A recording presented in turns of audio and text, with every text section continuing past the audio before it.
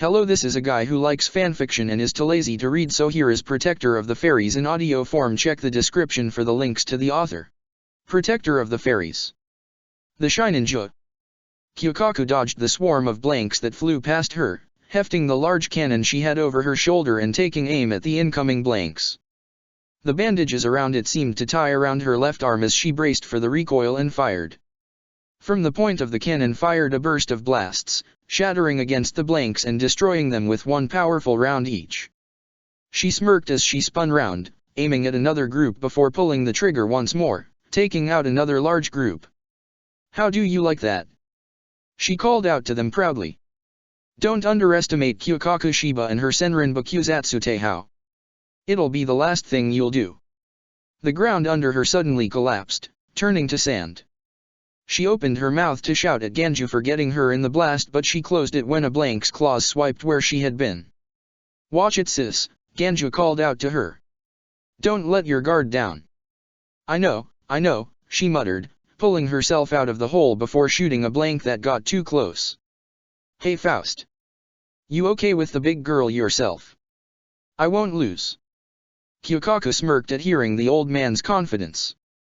"Good. Ganju and I will make sure to keep this lot busy then." "I can make more easily," Senna commented offhandedly, more blanks pouring out of the crack she had made as she spoke. "No matter how many you destroy, more will come. You'll run out of magic before I do."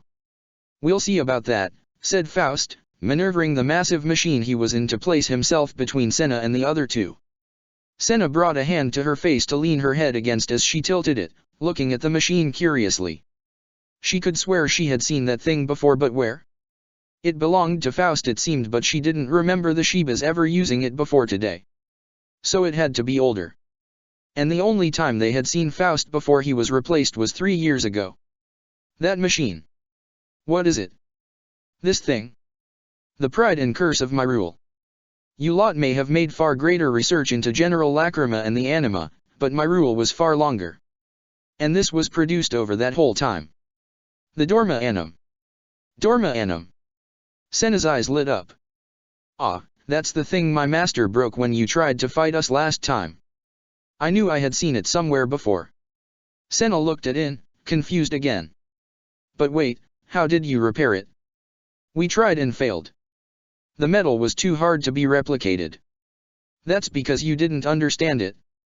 We were the ones who perfected Sekizeki in these walls. You lot only found out how to use it to suppress mages from Earthland."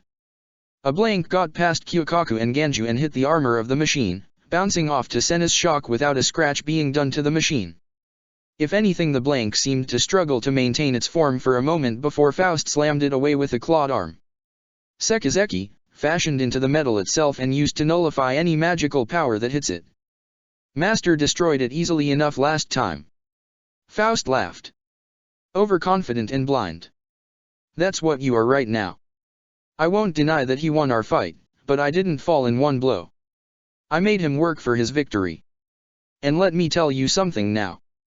You are not him. So let's see if you can even scratch the surface with your attacks." Senna clenched her teeth in anger. "Overconfident? I'll show you which of us is overconfident." The air took her back into the skies, twirling the staff around. "My Morokumaru will deal with you for sure." With a swipe through the air, a tornado spun from the staff, spiraling towards Faust. Faust quickly shifted the Dorma Annum, rapidly dodging the wind as Senna tried to force it to hit him. A port opened up on the back on the machine from which small missiles shot from, flying towards Senna. Before they could hit, blanks jumped in front of them to take the shot. Senna shot down at him, stabbing at the machine with the pointed end at the base of her staff. It hit the metal and bounced off, causing Senna to jump backwards as Faust spun round and tried to grab her. A large group of blanks shot down from the sky, a good chunk of them being taken out by a watchful Kyukaku before they even reached Faust. The ones who did slammed against it, rapidly trying to break the armor. Faust shrugged them off, Senna struggling to maintain the forms of the blanks before it became too much as she was forced to let those few get destroyed. Faust rushed forward in that opening, a wall of blanks springing around him to block his path. He smashed straight into them, pushing forward before a large blast of magic hit him and caused him to fall forward. His head spun to the source, seeing the guards on the walls finally doing something once again. He knew the peace wouldn't have lasted long. Jidanbu had frightened them, and he could see Senna had as well. Her ability was a terrifying one, allowing her to summon an army out of nowhere with just a thought. No wonder her own allies were afraid. But that fear could only delay them for so long before they would be forced to act. He glanced at the sensors inside the suit, working out the damage the suit had taken. A large group of blanks tried to attack him while he was distracted, but he tore them to pieces as he shot blasts of light out from the armor. From what he could saw, it wasn't brilliant. Senna didn't realize he was too distracted at that moment, but it didn't help him as she lunged forward, stabbing forward once more. This time, however, she had the wind wrapped around the point of the staff, and he heard the warning signs quickly blare by his ears. She flipped over his arm as he swung it, rapidly pushing back as he launched another set of missiles. He didn't bother watch the blanks take the hits, instead reading the signs he was seeing. He could act as confident as he wanted, but it didn't matter here in his head. Dorma Anum was far weaker than it once was. It was shrugging off most blank attacks with ease, but that attack just then had pierced the armor. He knew she had felt the attack push through too by the grin he could see on her face. And the blast from the cannon before hadn't helped either. When something broke, you could always fix it, but it was never as strong once broken. The same principle applied here. He had fixed the machine the best he could, but it wasn't enough to bring it back to full strength. The Sekizeki plating was compromised, weakened from the king's attacks 3 years ago. And now, with its weaker defense, even the girl in front of him would be able to break it, admittedly with a lot of force needed. No choice, he muttered. There was only one solution. Those cannons needed to go anyway. He just wished what he was about to do would get rid of the barrier, but the power source was too far away. Turning the suit towards Ganju, he called out to the man. Leave. Ganju looked up in shock. What are you dash? I said leave. Get out of here if you want to live. Ganju quickly swiped at a blank before complying, grabbing Kyukaku and dragging her away as she fired on another group.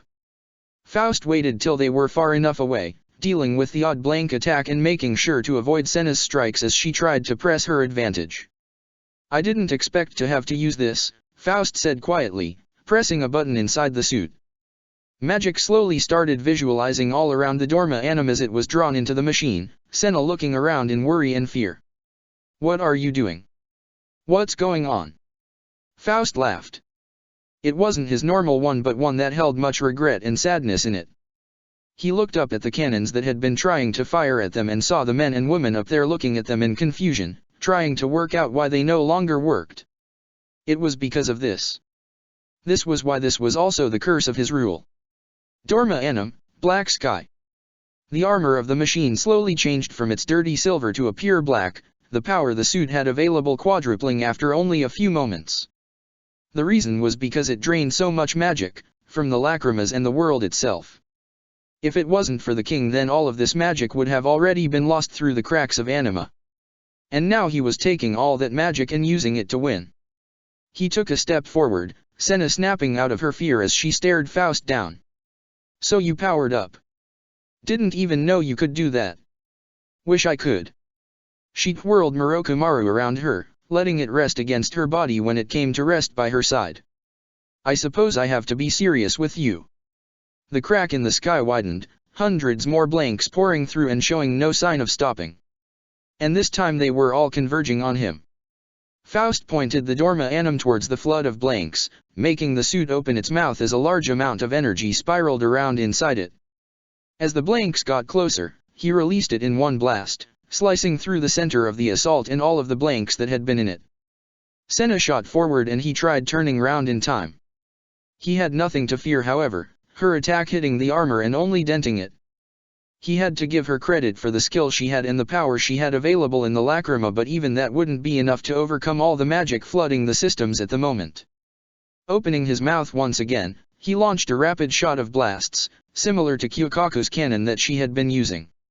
Senna quickly dodged the attacks before being forced back into the air as missiles took left the back of the machine. Blanks jumped in front of the strikes and the explosions triggered, but a few missiles were smarter. Guiding them from the suit, Faust had them dodge at the last moment and continue towards Senna.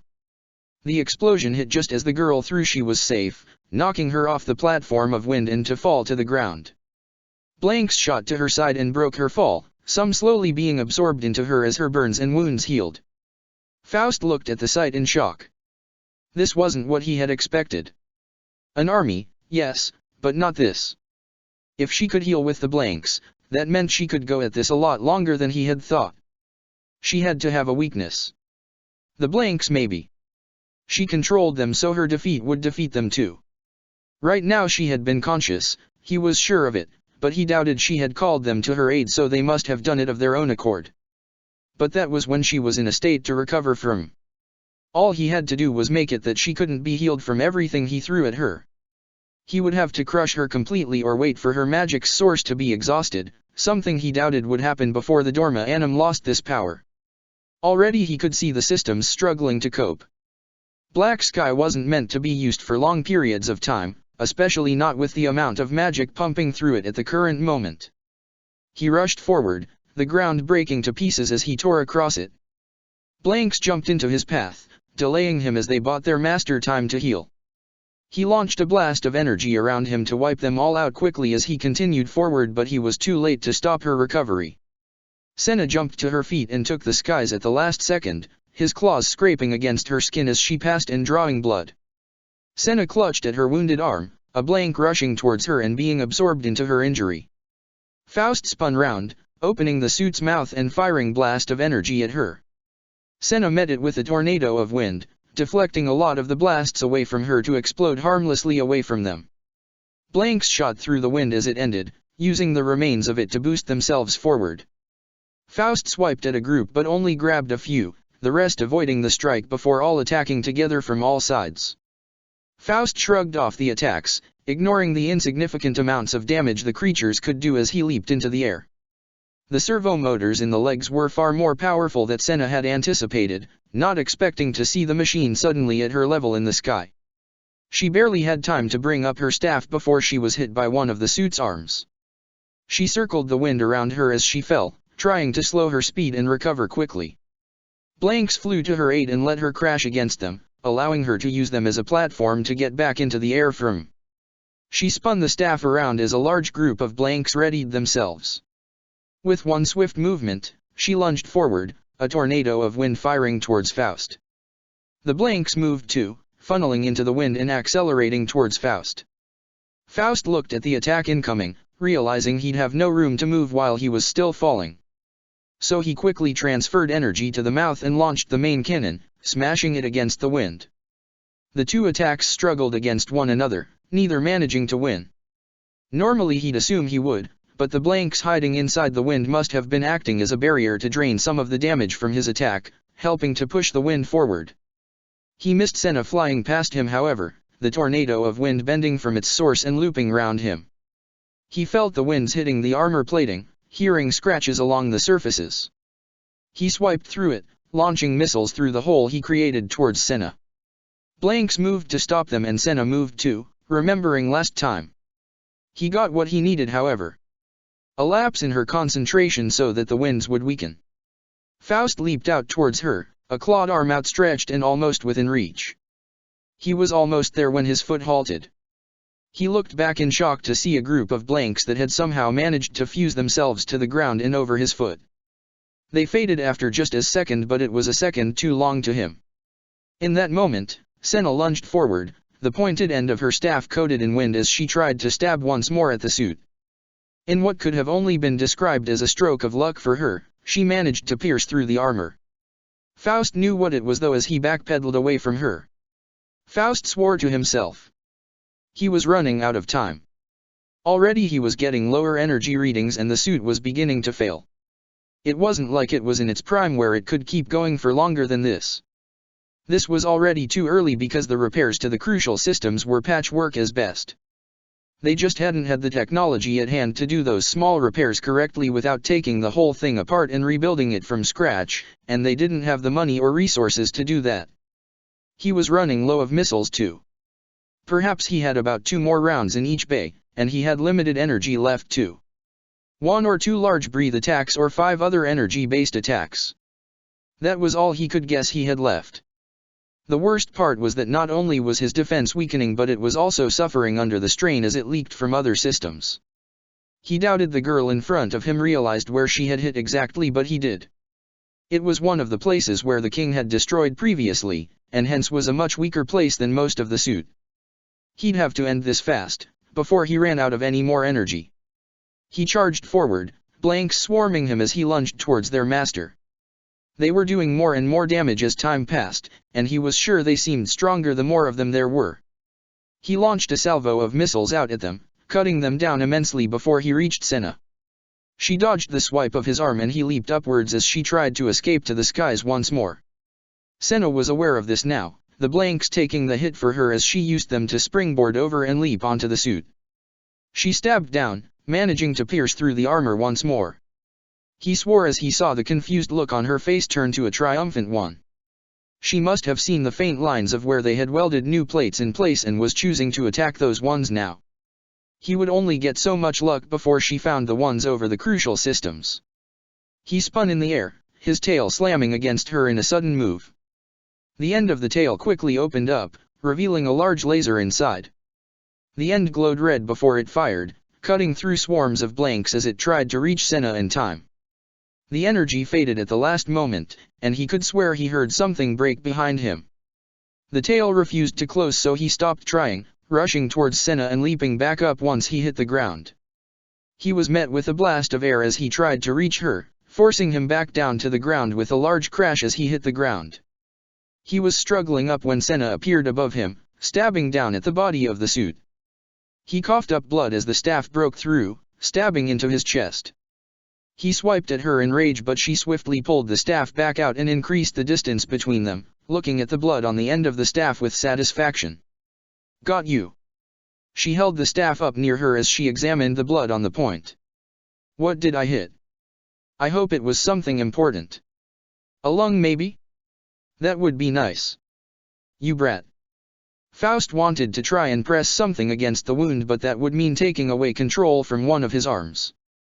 The suit hadn't been designed in the first place to even be pierced, so it wasn't very easy to stop injuries to the pilot. He lunged forward, bracing against the wind she sent against him as he tore through it.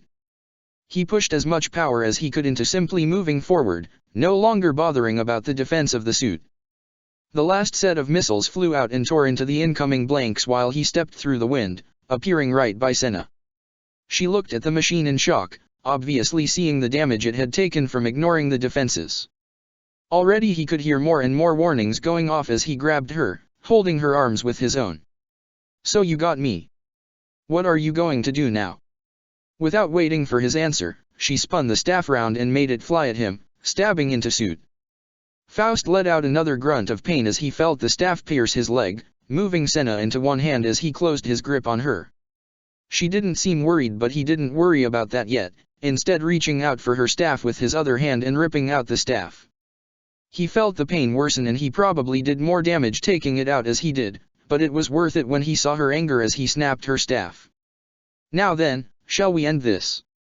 Faust pressed her against the ground, opening the suit's mouth as he charged energy into it. This was all he'd be able to do now. So he had to make it count.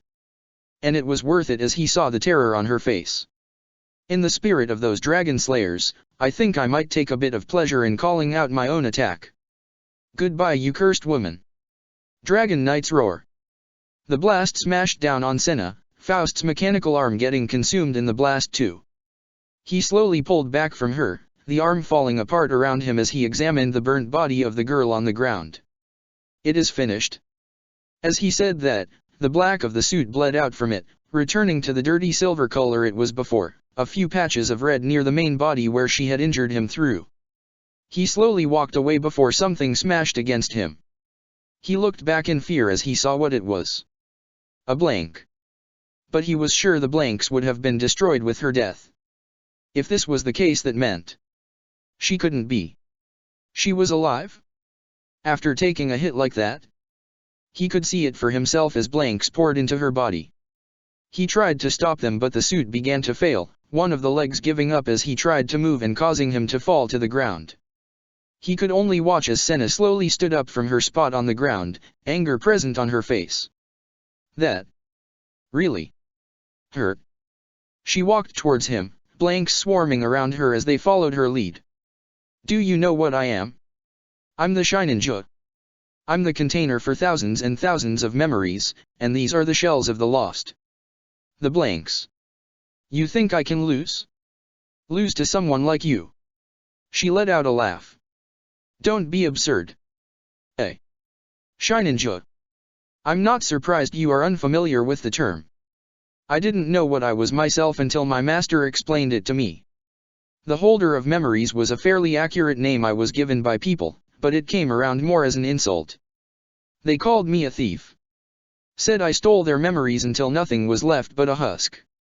And the original blanks were already that, the poor lost souls who now serve my will. I won't let you win. You don't have a choice here. Senna looked at the blanks. Kill him. The blanks rushed forward, Faust struggling to do just something. It couldn't end here. He had to keep fighting. He had to stop her before it was too late. A sudden burst of explosions ripped through the blanks, Senna rapidly moving away from the line of fire to dodge the blasts. Without her staff she couldn't take to the skies, and that made her vulnerable. I can't believe you're forgetting about us, said Kyokaku, lifting the cannon on her shoulder up slightly. Can you Genju? Not at all, sis. I think they thought of us as insignificant. So do I. Shall we show them why you should never discount Ishiba? Let's. The two rushed forward, Genju taking the lead as he reached into his bag and pulled out a set of fireworks and threw them at the blanks. Senpin Banka. The fireworks went off in the blanks' faces, destroying them quickly as Kyokaku aimed and fired at another group. A few rushed at Genju as he drew his small cleaver, slashing at them as they got nearer.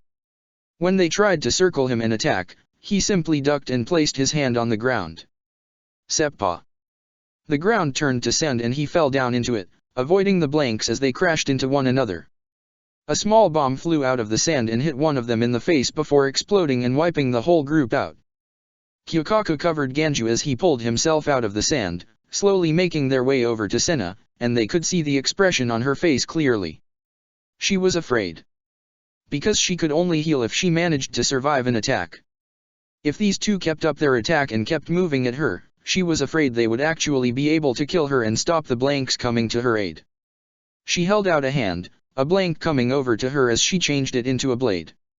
She wouldn't be an easy target for them. They were the only two left that were actually able to fight her blanks on even ground and win. If she could kill them here, then no one would be able to stop her assault. Knowing this, she rushed at them, the blanks sacrificing themselves as shields to Kyokaku's fire.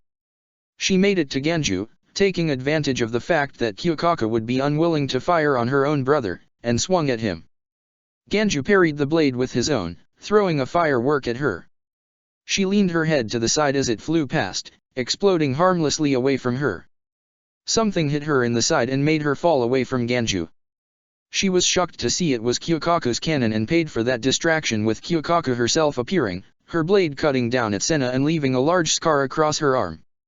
Senna retreated away as much as she could from the two Shibas. She had managed to avoid that strike's original target of her head, but she couldn't move that arm now. She needed to get a blank to her, but any that tried to were shot by Kyokaku, her cannon back in her hands. She tried to retreat further only to trip as she fell backwards, landing in a large hole of sand. She looked around in surprise, trying to work out where it had come from. Good work, Genju. She froze, the sound of the two far too close, and she looked up to see them at the hole's edge. Kyokaku aimed her cannon at her and looked at her with cold eyes. See ya, kid. She pulled the trigger and explosions burst from the cannon, impacting in the hole. Senna tried ducking under the sand, but Kyokaku had already anticipated that, the explosions still reaching her. The pain didn't end for what seemed like an eternity, and then it suddenly stopped. Her head slowly rose from the pool of sand to see the two Shibas fighting off a swarm of blanks. They were still trying to help her. But she knew she couldn't win. Not without her staff to help. They were simply too efficient at dealing with her blanks, and she couldn't win a close combat battle with them. She couldn't let them live though. She looked in the direction of where she knew her master was before smiling. I'm sorry, but everything comes to an end someday. She pushed herself from the pool, walking slowly towards them as the pain she felt intensified from trying to use the damaged muscles. She ignored it best she could, the sword she had created slipping from her hands and fading away into nothing. She just focused on one task. Walking closer and closer to them. Kyokaka was the first to notice her, turning round and aiming. It was too late though, as Senna's body began to light up with golden light that seemed to attract all the blanks nearby to her. This is our end. My blanks, I give you back your memories. Protector of the fairies. Senna looked around, surprised at where she was. Giving back the blanks their memories was her final act. It would wipe out her enemies but also kill her too. So why was she still alive? Monster. Demon. Witch. Freak. Ah, she knew now. She looked towards the source of the noise and saw a small purple-haired girl, looking at least 9 or 10 years old, struggling through a crowd of people. They didn't seem to like her presence if the insults were anything to go by, and she could see the tears the girl was struggling to hold back. Did you hear? They said that boy lost all his memories. Wasn't he hanging around her for a while? I heard he was her friend. I wonder what kind of power she used to lure him to her. The girl finally seemed to have had enough, running through the crowd with tears falling. She kept running and running as Senna followed till she finally reached a large tree, collapsing against it and hugging her legs as she cried more and more. Senna understood now what she was seeing. This was her. This was her memories. It must have been a result of releasing all the memories, and because of that she was seeing her own in the last moments she had left. She remembered her childhood, as much as she didn't want to. Part of being the Shininja meant she remembered all memories, good and bad. And her childhood had a lot of bad ones. Since she had turned 3, she had been alone. Her parents had lasted a long time, or maybe it had been due to her being too young to ignore, but eventually even they had not been able to handle staying near her as her power had developed. They had become blanks as she stole all of their life from them and had it flash before her young eyes. Friends were the same. It would start okay, but the closer she got, the more she realized that they never remembered anything about her. Every time they met was the first for them. The memories she believed she treasured had cursed her, inadvertently forcing her to steal them from others to guard jealously. And after a while, the exposure to her power turned them to blanks too. Her town learned and the hatred spread. She was never around them long enough for them to become blanks, and she wasn't able to steal memories she didn't view as precious back then. She hated the times then, though it might have saved her in some ways because no one ever seemed to do much about her or tell anyone outside the town about her existence. She was simply left alone. She was nothing. Why are you crying? She remembered this more clearly than anything though. She watched as an orange-haired boy walked up to her younger self, a few years older than she was. He crouched by her, looking worried. Hey, are you okay? Go away. The young boy frowned. Why? I said go away. Let me be alone. Isn't that what you all want? The boy glanced back at the town in disgust. Why should you listen to them? It's not like they can understand you. How about this? I'll be your friend. Her younger self looked up in shock, her eyes red. What? Well. You're lonely, right? The boy smiled. If you come with me then you don't need to ever be lonely. The young Senna seemed to reach out before stopping, pulling her hand back. I can't. You'll forget me. Everyone does. And then you'll become one of those creatures. The blanks. Senna smirked at her younger self's surprised look. She hadn't known their names back then but he had. You don't need to be afraid of them. They love you after all. You're the Shininja. Shininja. Yeah. It's a wonderful gift from what I read. The boy held out a hand once more. I know all about it. Magic swirled around the boy, sparkling in blue lights and making the young Senna look at them in amazement. My name's Ichigo, and I promise I'll never forget you. You never did, muttered Senna, watching as the memory faded to leave her in a world of golden light. She saw the Ichigo she knew now appear, standing there in front of her with a smile on his face. She felt tears falling from her eyes, despite not wanting to cry. More people appeared around Ichigo, Nozomi, and Ririka joining him while Dawn appeared shortly after, Sujuru and Shuakura standing at the side but there nonetheless. Her mouth widened, putting on the happiest smile she ever had just from looking at the sight. Thank you, all of you. I wasn't alone, thanks to you all. She looked directly at the memory Ichigo and walked up to him, smiling as she leaned forward. Make sure you keep your promise. Don't ever forget me. The golden light ended, and the existence of the Shininju as Senna ended. Protector of the Fairies. Ganju and Kyukaku saw the golden light and the blanks around Senna, slowly retreating backwards. They had no idea what was going on, but they were scared. What was happening? The energy slowly seemed to spread out, the ground breaking where it touched. Ganju and Kyukaku turned to run and saw a sudden blur as something shot past them. Their heads shot round to see the Dorma Anum tackling Senna and the blanks to the ground, holding her against his chest. Run. Faust. Just run. Faust turned to look at them, and while they couldn't see his worry on his face, they could feel it in his words. Just run. I will contain the blast. Don't be an idiot. Shouted Ganju. The Dorma Anum is compromised. It won't keep the energy from killing you. They heard silence at that. Did you not hear me? Hurry up and go. But dash. Are you not listening? As your last king, I give you this order. Run away from here. Live. We won't dash. Ganju was cut off once more as Kyukaku hit him against the head with her cannon. Listen to him, you idiot, she muttered, turning. Faust. What shall we tell Miss Doggin? Faust smiled inside the suit. Tell him to be a good king. Kyukaku nodded, forcing Ganju to run after her. Faust looked down at the energy being released, tightening his hold on the source of it.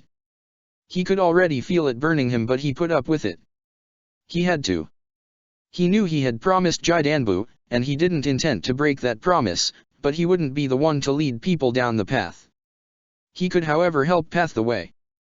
That was the duty of the older generation after all. What would you think of me now, Jessica? He muttered to himself. Do you think I'm still that tyrannical king of Aeolus? Or am I the man you fell in love with once again? I hope it is the latter. The suit cracked, one of the legs falling away from the suit and allowing more energy to pour into the suit. He felt like screaming with the pain his leg was feeling, but he had to deal with it. The energy was still being released. You were a good leader, Kion. Don't let this get you down. You always took each death far too personally. As for you, Panther Lily, I hope you enjoy Earthland when you get there. You deserve somewhere that you and the remaining Exceed can live in peace. Another system broke, cracks appearing along the torso of the suit. Jidanbu, thank you for believing in me. Ganju, you were a funny boy and it was a pleasure to meet you. Kyukaku, I hope you stop drinking as much as you do, but that would be asking the sky to turn pink. Faust chuckled to himself, finding it was helping to not focus on the pain. Or maybe it was so intense that it couldn't get any worse at this point. My son, Jalal. I'm glad I got to see you again. I am so glad for that. Your forgiveness was more than I deserved. Thank you. The suit finally fell apart and Faust was exposed to the energy completely. He smiled as it enveloped him completely, not bothering to say anything else. He had already said everything he had to. Not he could face death happily. Protector of the Fairies. Ichigo watched the battle through his senses, calculating the events of each battlefield through what he could sense. The knights he had ordered to be stationed at the towers had engaged the mages from Earthland, and he could feel Mistogin getting closer and closer. He could either deal with him when he arrived or let Ririka and Nozomi deal with him. Whoever got to him first, perhaps. The thing that bothered him was Kion. His cell had been opened, but so soon. He hadn't expected his brother to have been able to open the prison so soon, not with the amount of progress he had shown so far. Had he hidden his true skills? Or was it accelerated due to a strong desire to escape? There was certainly more cause to try now than there ever was before. But where was he? Or more exactly, what was he doing? He seemed to be waiting for something, even if he was intentionally moving slower than he needed to. Was he trying to surprise him somehow? Ichigo looked to his side, seeing the form of Kyan's Zanpakuta resting there. He picked it up and examined it, curious thoughts running through his mind. He knew his brother would be after this. He had practically gone wild with anger when he had taken it from him originally. He had even been tempted to return it to him, and he had at one point. He had confiscated it back the following day when he found the bars almost broken. The fact that the sword had been able to cut the bars was something of great interest to him. He would have taken the young boy's Zanpakuta too when he had arrived if not for the strange sensation he had felt from it. He had known instantly that it wouldn't be able to do what Kyan's had, and he still wondered why. He tapped the sword lightly, wishing he could communicate with it. Unfortunately he couldn't, even if he was an Ichigo. His soul wasn't the same after all, and a Zanpakuta would only listen to one master if what he had picked up in Earthland and from Kyan had been correct. Still, he found a sense of familiarity with the blade. It was different from his own weapons, those were created from pure magic after all, and yet Kyan's own sword seemed to be of a similar design. A blade made of eternino and shaped into a correct form and given the correct energy. He wondered if Kyan knew. Unlikely. He barely was able to sense it himself, and he was far superior in the use of their ability from their mother's side. Kyan would turn up there eventually. Until then he would only have to wait. He would have left him for one of his knights to deal with, but he doubted they could beat his brother. Even without the Zanpakuta, Kyan was not powerless, and the others simply weren't correctly prepared to count his abilities. He was. He froze, turning to the window and half-stepping out of his throne. This feeling. It couldn't be. Senna? He knew what this was. A massive release of energy that destroyed everything in its path. He understood this much from that place he had been years ago, and the fact that she was using this meant one thing. She was unable to win normally, and was instead sacrificing herself to help achieve victory. He should have expected this outcome, but he hadn't believed it could happen. Who could have forced her to this extent if the Earthland mages were already occupied? Faust? He could feel the man's fading life signs, and a very familiar source of magic too. That accursed Dorma Anum. It had still been this strong. After all this time? He could feel the magic around his responding to his anger, taking on its own rage in the form it could. He could tell his other knights could feel the disturbance he was giving off and he let them. It would serve as extra orders. To not leave any of them alive. I won't forget you, Senna. None of us will. I won't let your sacrifice be in vain. And I swear to you, I'll find you again. Even if you forget us, I'll still remember you. Protector of the fairies. The hero of justice. Natsu squared off with the strange man, keeping up his guard. He had no idea what kind of power the man would have, and it would pay to be cautious. Look at you. You're afraid of me. I see my reputation as a hero precedes me. Or he could hit the guy now. He didn't like being called a chicken. He was the son of a dragon, for crying out loud. Where did this guy get off with insulting his courage? Natsu's fist lit itself on fire. We can do this the easy way or the hard way. Natsu pointed at the large lacrima up at the top of the tower above them. You let me destroy that thing and no one gets hurt. Natsu smirked menacingly. Refuse and I get to have some fun. Ah.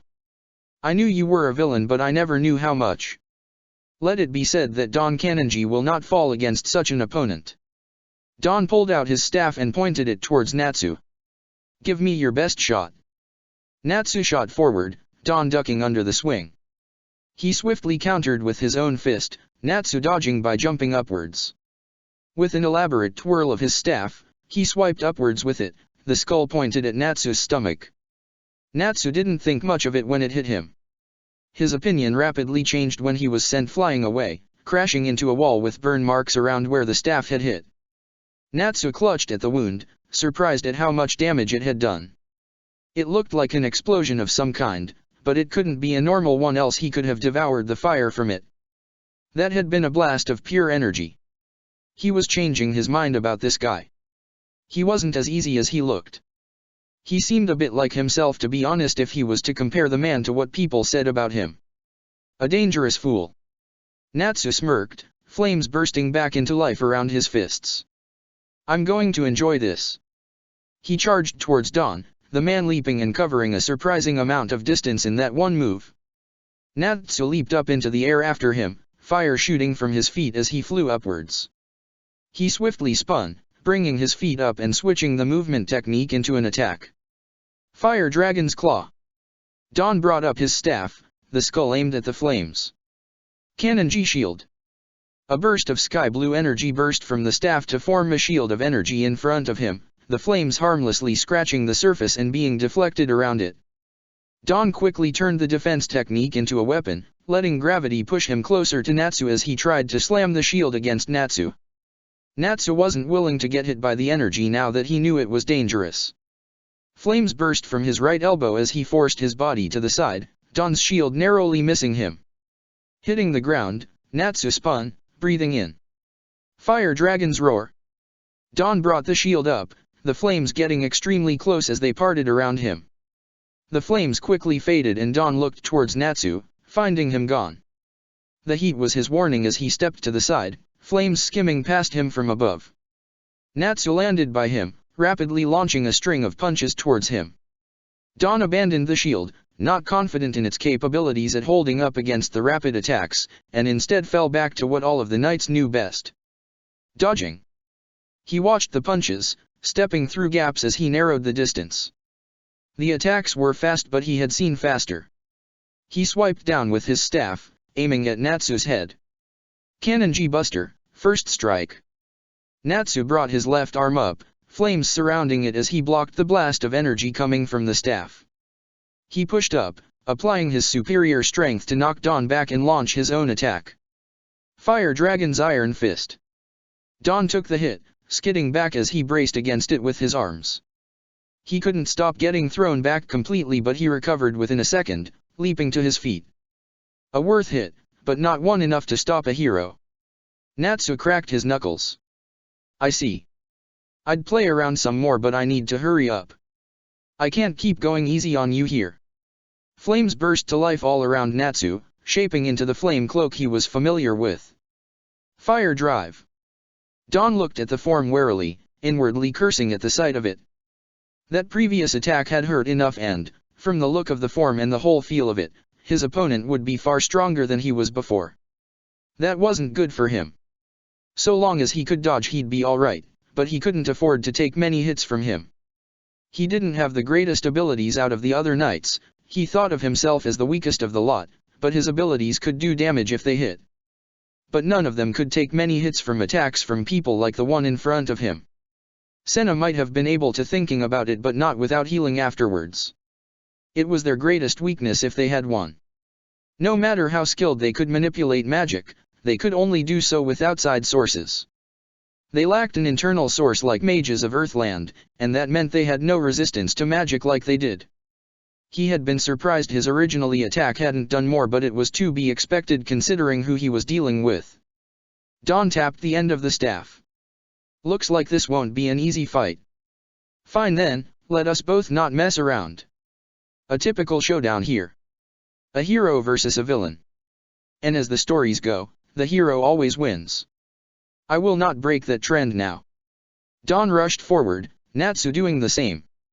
The superior speed and power of the flame wings meant Natsu got there much faster than Dawn had expected, rapidly creating the shield as he blocked the first strike. Natsu rapidly launched another set, cracks forming in the shield with each successive hit. With a low roar, Natsu's fist broke through the barrier, aimed at Dawn. The man swiftly avoided the strike, bringing his staff round and striking Natsu on his right arm. Cannon G Buster, second strike. Natsu's flames burned a lot of the energy away as it hit, barely leaving a scratch as he was sent flying to the side. Even if he got rid of the attacking energy, there was still a force behind it that pushed against him. He lunged forward with his right hand, flames extending forward with the flame claw as it reached for Dawn.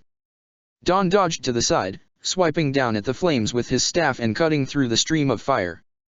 He didn't expect for the hand to instantly regrow at the end near him, however, and the hand grabbed him before he could escape. Dawn could feel the burns from the flames, quickly manipulating the energy in his staff to get him out of it. Cannon G Blast. Energy burst from the staff and tore the flames apart, leaving Dawn there gasping for breath. Natsu rushed forward, but Dawn reacted quickly too, familiar with the feeling of fighting weakened. Natsu's fist hit the staff, but it didn't break or bend, instead a thin coating of energy shielding it. Natsu looked at it in shock before leaping back. He couldn't deny that the man was skilled with whatever he was doing. The technique had to be similar to what Urza did when she dulled her blades, but an alternative version, this one designed for offensive purposes and to reinforce the staff. He doubted he could break it very easily, unlike the shield with all that energy being condensed into such a small area. He couldn't help but smile more. This was fun. Much more than when he fought Brain, but maybe it was because this guy actually seemed nice, even if he was an enemy. Dawn rushed towards him and he let him, waiting for a good opportunity to attack. Dawn swiped at him, at which Natsu jumped into the air with flames spinning around his hands. Fire Dragon's Wing Attack. The flames narrowly missed Dawn, only because he had ducked under the fire by throwing himself against the ground completely.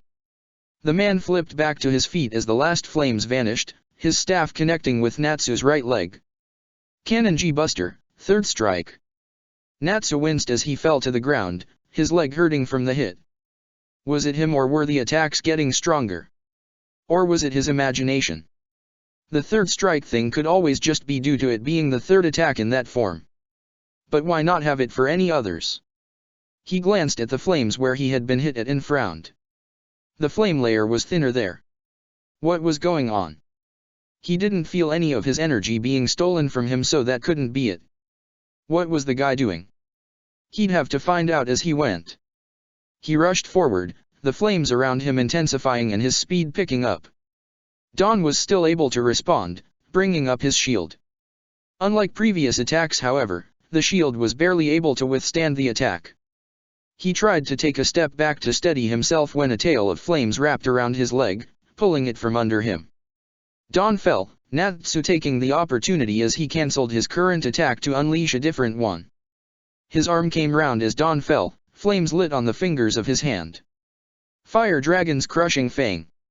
Dawn's arm came up and took the brunt of the blow, his armor shielding him from most of the damage as he was sent flying backwards. Natsu wasn't done, however, large flames bursting around his hands with streams of flames flying around it. Dragon Slayer's Secret Art. Dawn got to his feet, Natsu already too close for comfort. He brought up his staff and generated a large barrier, but somehow he knew it wouldn't be enough. Crimson Lotus, Fire Dragon's Fist. He hadn't expected his shield to last very long, but it barely lasted a second before the attack broke through. It was simply too much for him to stop, the rapid stream of punches breaking the barrier to pieces and the reach allowing the attacks to come from almost 180 degrees around him. He channeled as much magic as he could into the armor, giving it a similar property as the staff, and used it to block blows, but there was only so much he could do. He felt the armor crack and shattered into pieces, even before the attack ended. Only when it finally did was he allowed to fall to his knees in pain. Natsu looked at the man before turning his attention to the lacrima above them. Fire Dragon's Dash. Dawn lunged at him in his distraction. Cannon G-Buster, fourth strike. It hit Natsu's left leg, causing the Dragon Slayer to slip as his leg came out from under him and made any of the flames he launched miss by inches. He got back to his feet to see Dawn already at his own, sweat pouring down his face from both the strain on his body and the heat of the flames. Gripping his cloak, Dawn threw it away from him, doing the same with the remains of the cracked armor. It was too damaged to be usable now, and he didn't want to be slowed down by anything in the state he was in. He even discarded his ruined top before facing Natsu, the staff aimed at him. I will not fall. Natsu had to give the man respect. He was still standing and able to move after that attack. Gajeel had been taken out even with his iron scales, and here Dawn was able to stand, perhaps due to incredible endurance on the man's part. And he was still willing to fight. He could see more of the parallels between him and Dawn now.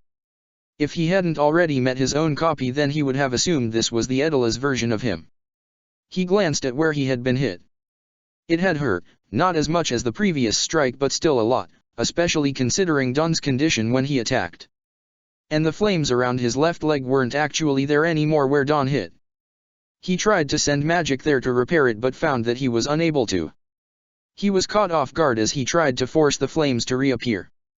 Don rushed forward far faster than he thought the man could in his condition and smacked Natsu on the head with his staff. Cannon G Buster, 5th strike. What the hell? I was thinking. That's not fair. Fair? This is war. Nothing is fair. Besides, you are stronger than me. I see nothing wrong with resorting to cheap shots if it helps me win. Natsu scowled before it suddenly dropped to shock.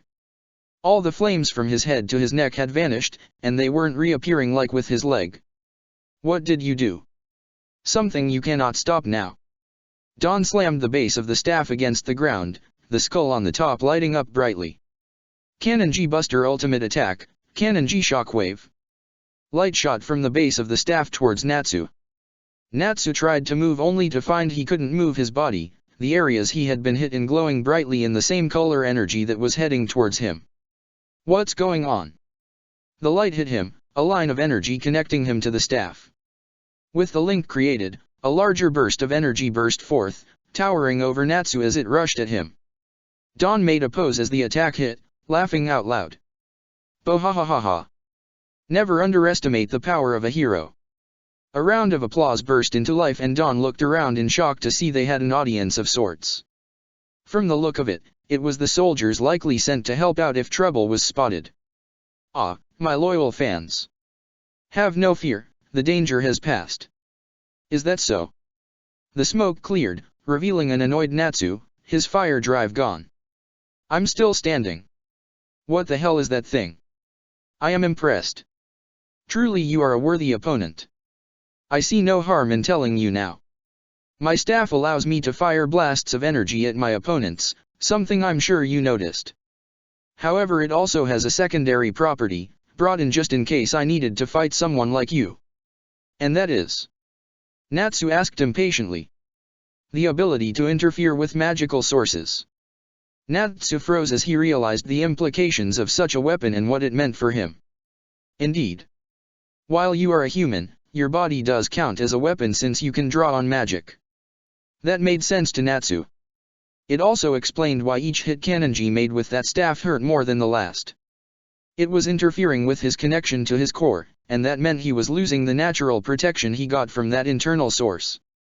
It also explained why his fire drive wasn't working correctly at repairing itself. Unlike most of his attacks, fire drive required a constant connection to his magic at all times to keep it going. That meant it was far more susceptible to fluctuations in energy than any other spell he could use and led to the inability to regenerate it once the flow was disrupted. He could feel the faint traces of Dun's magic still attached to him. From the look of it, it had burnt itself out mostly from the last attack, but the fact some was still there meant he would have a problem at trying to use fire drive again. He'd have to make do without he had before. Natsu lit his hand on fire. You really are fun, you know. Even if this is a tough one, this is a fun fight. I am having fun myself. I rarely face an enemy who can push me to such limits. I won't lose to you. I have a job to do. Natsu glanced at the guards warily. Are your friends going to interfere? They won't. I promise you this. Didn't you saying nothing is fair in war? How do I know you aren't lying? Lying? Don scoffed. I am a hero. I should not need to lie. And it is a hero's job to fight the villains so that no one else has to. I will not get my men involved. Let's hope you don't regret that later. Natsu sped forward, fire shooting from his elbow as he punched forward. Don dodged it, swiping up with his staff. Natsu made sure not to get hit by it, not wanting to risk taking big set of damage, especially without his fire drive in place. And he remembered that the attacks had hurt before he had even used his fire drive too. Breathing in, Natsu quickly launched a breath attack straight at close range. Don threw himself to the side, created a shield in front of him from his staff in time to avoid the follow-up attack. Light gathered around the staff before Don stabbed forward with it. Cannon G Buster, Laser Blast. Now you're getting into ridiculous names, shouted Natsu as he flipped over it, his legs igniting as he smashed them down on the beam and shattered it.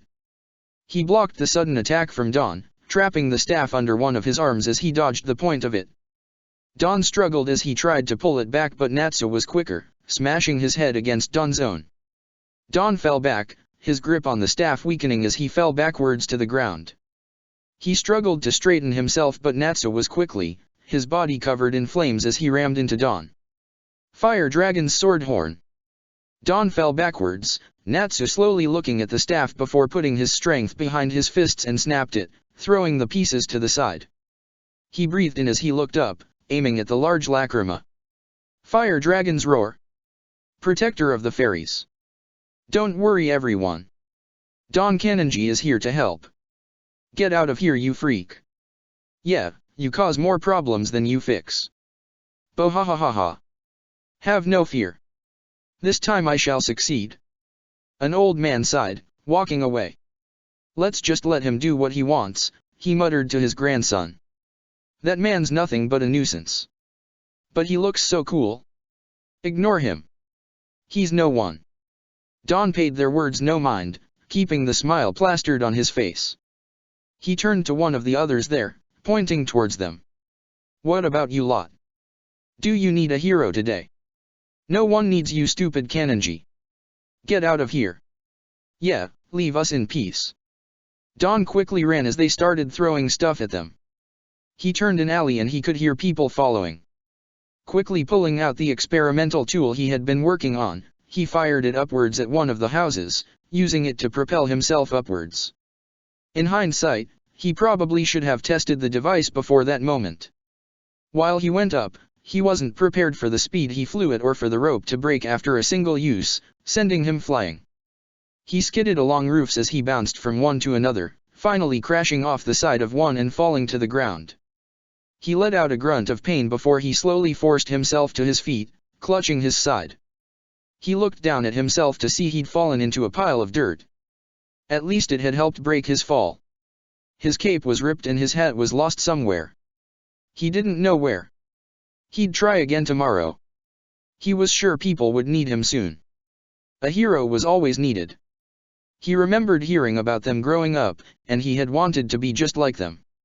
He wanted to be like those in the stories who saved kingdoms or lead armies to victory. Everyone had to start small, and this town had been a better place than any. Right now it wasn't looking good, however. Perhaps it was time to move on elsewhere. There were other towns he could try, and he remembered the last time he tried to stay in a town too long once they started getting violent with him. It never ended well. After packing his bags, he quickly left. He saw the stares he got as he left, some people not bothering to hide their happiness and some even cheering loudly and mocking them as he left. He ignored them, putting out a laugh as he left as if he found it funny too. It hurt. It really did. No one seemed to appreciate what he did apart from children, and they soon changed their minds after a while because of their parents. No matter how much progress he made, he always ended up back to square one. It was infuriating. People like to trample on our dreams, don't they? That they do. Don froze, realizing that the voice that spoken hadn't been his own mind. He turned to see an orange-haired teen sitting nearby, smiling at him. From the look of it, the boy couldn't be much more than 14 or 15. Hello, Don said happily, putting his smile back up. Are you in need of a hero? Why are you doing that? Don's smile dropped a tiny bit. Doing what? That smile. It isn't very nice to look at, to be honest. Far too fake and forced. But of course I can't blame you for having a smile like that. Not when none of them seemed to even believe in you. A hero does not need others to worry about them, Don said proudly. I only need to be able to help others. I said stop it. The smile dropped completely from Don's face. That's better. Look, Don said tiredly. If you want to mock me, do it already. I'm not going to stop because of you, and I do want to get going before it gets too late. Mocking you? The boy laughed. I don't want to mock you. You're amusing. Amusing? Isn't that you saying the same thing? Don turned away and started walking, the boy quickly following after him. Don't run away. I expected more from the amazing Don Kanonji. You seem more familiar with me than just this town. The boy shrugged. I hear things. I kept up with your attempts of being a hero. A normal person would have given up by now. A sane person would have never continued after the first mob appeared. They would take that a sign that they are a bigger problem than they are trying to solve. Don's fist clenched. You're not normal. And that's why I like you. You haven't given up. Not once. To be honest, you'd make a good hero if given the chance. There's not much to do but wait for that to appear, I'm afraid. Maybe, the boy said cryptically. But what if I knew one? You know one? Really? Yep. I'm going to take on the kingdom in a few years. I'm assembling a few people I think are capable of helping me to do just that.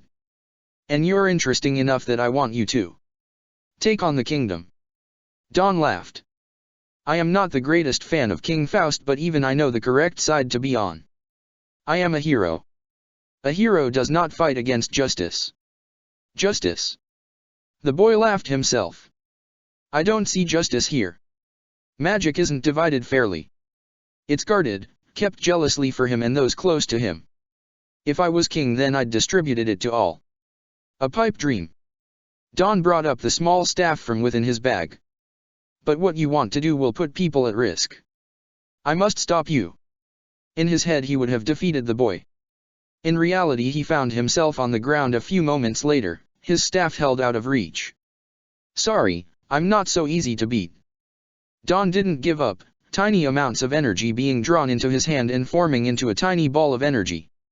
It slowly floated up, the boy looking at it in fascination before it blew up in his face. As the smoke cleared, however, the boy was perfectly fine, and his smile was even wider. You're more interesting than I thought. I won't take no for an answer. I'll turn you to my side, no matter how long it takes. I won't become a villain. Then don't. The boy crossed his legs as he sat on Don. It's not an invasion that I'm doing but a revolution. I heard this world crying out and I want to help it. Don looked at the boy and, as much as he wanted to, he could see no deceit in the boy's words. He truly did seem to want to help people, just like he did. Tell you what. Why don't we make a deal? Don listened in carefully. You join me and make sure I stay righteous, and I'll make sure you become a true hero. I won't let anyone ridicule you again for daring to try and help. I'll have people calling out your name in joy, cheering when you appear. You can become a symbol of hope. What do you say? Don likely to pretend he was thinking it over. But he already knew what he wanted. His body was subconsciously forcing his hand to reach out and take the outstretched on in the boy's hands. The desire to help people, to be a hero, was everything we wanted. How could he say no? Glad to have you, hero. I'm Ichigo Kurosake, your future king. Protector of the fairies. Natsu turned, walking away from the destroyed Lacrima. He had to hurry now and get to the others. He believed they would be okay, but he wanted to be sure. Besides, he was done here. He took another step forward when a hand wrapped round his leg.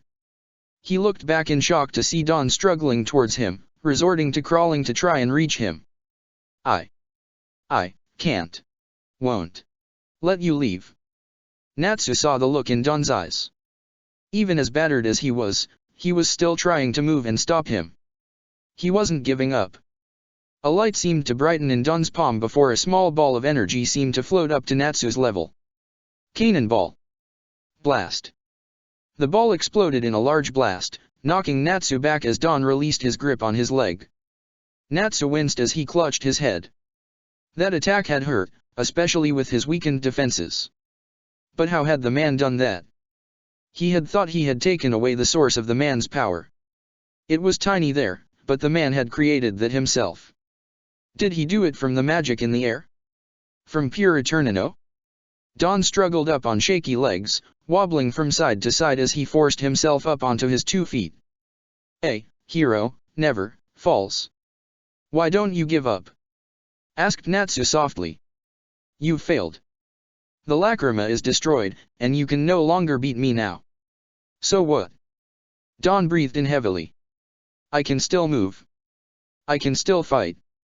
A hero never gives up. So I won't either. For what? Natsu stared at him angrily. For keeping a precious bit of magic. No. To save our world's remaining supply dash. By using the lives on people from our world. Natsu took a step forward. To me, that doesn't make you a hero. That makes you the villain. So how can you call yourself a hero and willingly let people die? Don was silent, his head looking at the ground. Well. What kind of a hero are you? A turbibal one. Don clenched his fists. I couldn't stop you. I've always been the weakest. I've been annoying to most at times with my desire to be a hero. I finally became one though. People like me.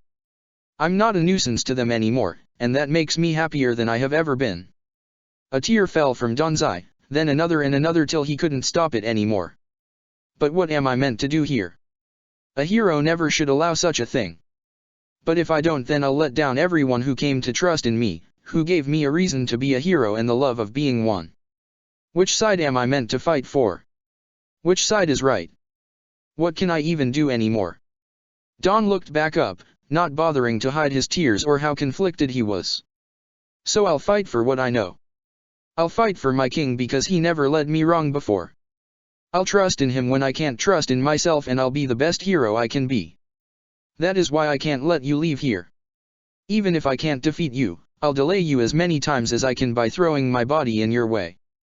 I am a hero. I can't fail. Natsu sighed, walking forward. Then it would be disrespectful to not finish this properly. He swung a fist at the man, not bothering to put any extra power behind it. The man in front of him was barely standing. He just had to knock the man out and that would be the end. And it left a much better ending for him than simply leaving him. Natsu's eyes widened as the punch connected, but it wasn't because he hit Don. It was because he hadn't. Don was still exactly where he had been, but, at the last second, a soldier had thrown himself in front of the punch, getting thrown to the ground in Don's place. Don looked at the man in shock. What are you doing? We can't just let you continue to get beaten up, said one of the guards, circling Natsu with the others. Yeah. Don't listen to him. Don't get down. You're our hero, so you don't have to worry anymore. We still believe in you. You're Don Kanonji. My little boy tells me stories all the time of you. Mine does too. And mine. Don felt like crying as the soldiers formed a wall in front of him, this time because of happiness. Natsu looked around him, seeing no easy way out. You're all going to get beaten up here, you know. Of course, said one of the soldiers. But if our hero is getting hurt this much, how can we stand there and just watch? Even if we lose, we're going to try. There's no need. The soldiers turned to Don in shock. You've all done enough with just your words. I won't see you hurt for my sake. That would go against my pride as a hero. Don turned to Natsu, staring directly into his eyes. I don't know which path is right, but this is the one I've decided to take. You walk the other. As one hero to another, I won't interfere anymore. You can leave. Natsu smiled. You're a good guy, you know. I find it hard to believe you're really an enemy. Don chuckled. This is war. There is no good and evil here, just people fighting for what they believe in. Don held out a hand as he forced his body towards Natsu. I don't believe you will win though, but you are free to leave. Do whatever you need to do. But be wary. Not all the other knights are as conflicted as I am. And fewer still care for others outside our little group. Thank you, muttered Natsu, signaling happy to take him up into the skies. He had others to check on. Hopefully Gajeel and the others were okay. Protector of the Fairies. Entering memory lane. Arms X Vernier. Gajeel used the increased speed suddenly given to him to dodge the deadly blade, still only narrowly avoiding it. Panther Lily used his own boost to close the gap between him and Shuakura, slashing at him with his own large broadsword. Shuakura had the nerve to laugh at him as the sword came closer before spinning round and blocking the blade with the side of his own, green lights flickering around his feet while the ground seemed to swerve as he turned. Gajeel attacked too, hoping to use the opportunity to launch a strike that would actually get through. He wasn't very surprised when Shuakura avoided it. This had been an almost repetitive pattern. They had been wary when he had arrived, but they had been confident that they could take him down easily enough. He might have been a knight, but there were 3 of them, two of them dragon slayers even if one of them was support rather than offensive combatant. Add that to a skilled swordsman in Panther Lily and they should have been able to make quick work of him. That had been the plan until the man had shown speed far greater than they had anticipated. He seemed to do something to the ground as it always seemed to move as the green light appeared, somehow propelling him forward. He was a deadly opponent too as he wasn't afraid to try and go for kill shots, and he wasn't afraid with who he targeted too. Already he had gone for Wendy 3 times, the only reason he hadn't succeeded due to him and Panther Lily throwing themselves in front of his path to keep him occupied. The man was smart. He had worked out where their amplified power was coming from and had prioritized Wendy as a crucial target to eliminate.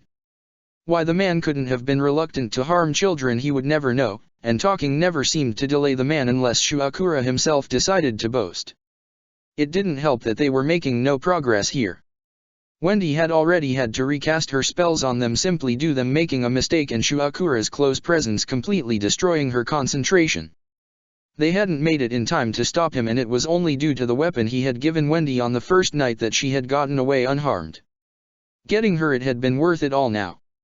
Unfortunately they didn't have that opportunity again. Wendy had panicked and released all the power in the weapon. He just wished it had managed to harm the bastard in front of them but he had done the same trick on the ground on the air too so that he didn't get flung far away from them. They couldn't even just do a hit and run and simply destroy the lacrima either. To do so would require shifting concentration away from Shuakura, and he had already proved to take shameless advantage of it when granted the opportunity. And then there was the big problem he was having. He brought up a blade of iron and swiped at Shuakura only for the man to slice through it like butter. He had to get the one opponent who having a physical element as his magic was detrimental. Natsu would have been fine, and Wendy's attacks couldn't be stopped easily too. But his? The man simply cut them to pieces with that sword of his. What was it made of to be able to cut his iron? His iron dragon's scales were barely able to hold up under the strikes. He was able to dodge most fatal or severe but the glancing hits still got through, chipping away at his armor with strike after strike. He didn't like it one bit. It pissed him off to be frank. It was one thing for Salamander to break them, but that had been after a long fight and by using one of his strongest moves. This guy could do it from the start. Sky Dragon's Roar. Shuakura spun, flickering green lights appearing like before as the air shot past him. He turned his gaze towards Wendy but Gajeel was closer, getting in his path before he could even take a step and taking a deep breath. Iron Dragon's Roar. Gajeel could only laugh triumphantly inside as he saw Shuakura dodge it instead of trying to cut it away. At least he could still do something with his magic. All it seemed he had to do was make a widespread attack with no gaps to dodge through inside it. On second thoughts that was much harder than he thought. Only his breath attack fit into that category. Panther Lily was waiting as Shuakura dodged though, ready to assist in the opening Gajeel had made. His sword extended, growing in size as he swung, reaching twice his size by the time as it finally reached Shuakura. The man brought up his blade quickly, a hint of surprise crossing his face before he managed to stop the blade with his own. With a small shift in his hand he turned the blade to its sharp edge and started cutting into the larger blade.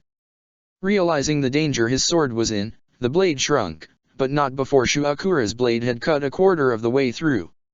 Shuakura seemed to notice too, smiling pleasantly at him while letting his sword fall to his side. "Not bad," Shuakura said, his voice dripping with sarcasm. "Oh look, I'm in so much trouble." That blade almost stayed there for a few seconds. Panther Lily ignored the taunt, slowly moving round till he joined Gajeel and Wendy once more. "What the hell do we do?" he whispered, keeping track of any sudden movements Shuakura made. "I don't." Gajeel didn't even get to finish his sentence before he was cut off by having to move, Shuakura slicing at them. His arm aimed before shifting into an iron club and extended at Shuakura. The man sliced at the club and Gajeel's arm came back just in time as he shifted it again, this time into a spear. He took aim once more as Shuakura rushed towards him before he fired multiple spears from his arm. Iron Dragon's Lance, Demon Logs. Demon Logs. Shuakura laughed as he almost danced between the spears, slicing the ones that got too close into pieces. "What will I do now? They look so threatening. Or maybe they would be if one even managed to reach me." You've got less room to move," shouted Panther Lily, stabbing his sword downwards as it grew to 4 times his size this time. Shuakura glanced up, trying to move to the side as the blade came down. Wendy took the chance to try and make sure he couldn't. Sky Dragon's wing attack. Blasts of wind burst from her arms and pushed Shuakura straight back in, the wind far too vicious for him to try and do whatever he did before on it. The sword smashed down of Shuakura and the last of the spears hit, a loud crash being heard. The blade slowly came up to reveal a large hole in the ground. The sound was so quiet that he almost missed it. But he didn't. It meant he could swing down at the man behind him without worry, a large blade of iron impacting against the blunt side of Shuakura's sword. He saw the surprise on Shuakura's face, unbelieving in that he had been blocked there. He saw how the man had escaped. Behind him was a smaller hole, much more smoothly cut than the first. It was likely that he had cut through to get to a lower level of the tower and had then expected to catch them off guard with a sudden surprise attack as he shot back up. Too bad his opponents here had a lot more sensitive hearing than normal people. Looking back on the fight one day, he would realize his sudden mistake there.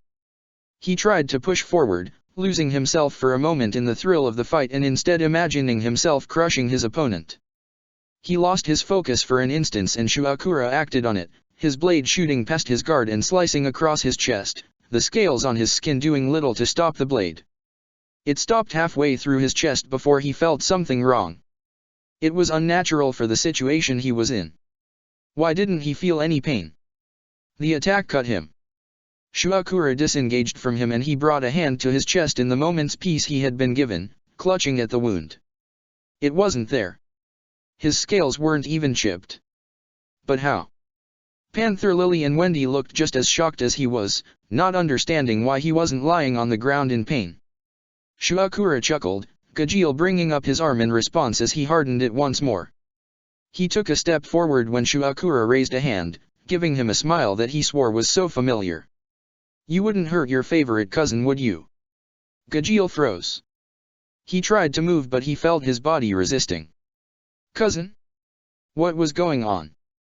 He didn't know any cousin. Or did he? He remembered something. Him and this scrawny kid playing, Metallicana pretending like he wasn't watching and smiling as they smashed rocks to pieces. Well, he did. Shuakura was always too physically weak when it came to this kind of stuff. Wait. Shuakura? The man in front of him? They were the same, he knew it somehow. Why was he fighting? Why wasn't he? More memories flashed before his eyes, making it even harder to decide what to do. Shuakura coming to him about bullies. Him confessing his fears to Shuakura. He even told the guy about how your favorite iron was about 70% pure while the rest was left with the impurities. You said it gave that little extra crunch. Gajeel struggled to comprehend it. This man wasn't his cousin. He knew that was true. And yet he also knew it wasn't true. He had the memories after all. Shuakura here even knew his favorite iron, something very few people knew and only if they had even been interested enough in him to ask. It has been so long, Gajeel. I apologize about Phantom Lord. I did end up pushing you to go there in the end. He remembered that too. After getting the invitation from Jose, he had rushed back to his cousin. He had been worried about him. They barely got enough food for one person, let alone 2 growing boys. Shuakura had said to go for it and to not worry about him. He couldn't refuse after that. He needed money anyway if he wanted to make sure his cousin would be alright. Why are you fighting against me, Gajeel? Didn't we fight side by side against Fairy Tail? You were happy to do so then. Now that had been a good battle. He had thought he had been a goner at one point near the end, but Shuakura had shown up just in time to catch him after Salamander's last attack. He had gone crazy after that, charging at Natsu recklessly saying he would harm anyone who hurt his cousin. After all we've been though, can you really say that you don't remember me? Gajeel clutched his head in pain, struggling to know what to do. When he didn't move, Shuakura smirked, walking towards him slowly. A large blade smashed in front of the ground in front of him, shrinking back to its original size after impact. Instead of going to the hilt of the sword, however, it did the opposite, sending Panther Lily flying out in front of Shuakura. His feet hit the ground as he swung the sword back around, attempting to slice off Shuakura's head.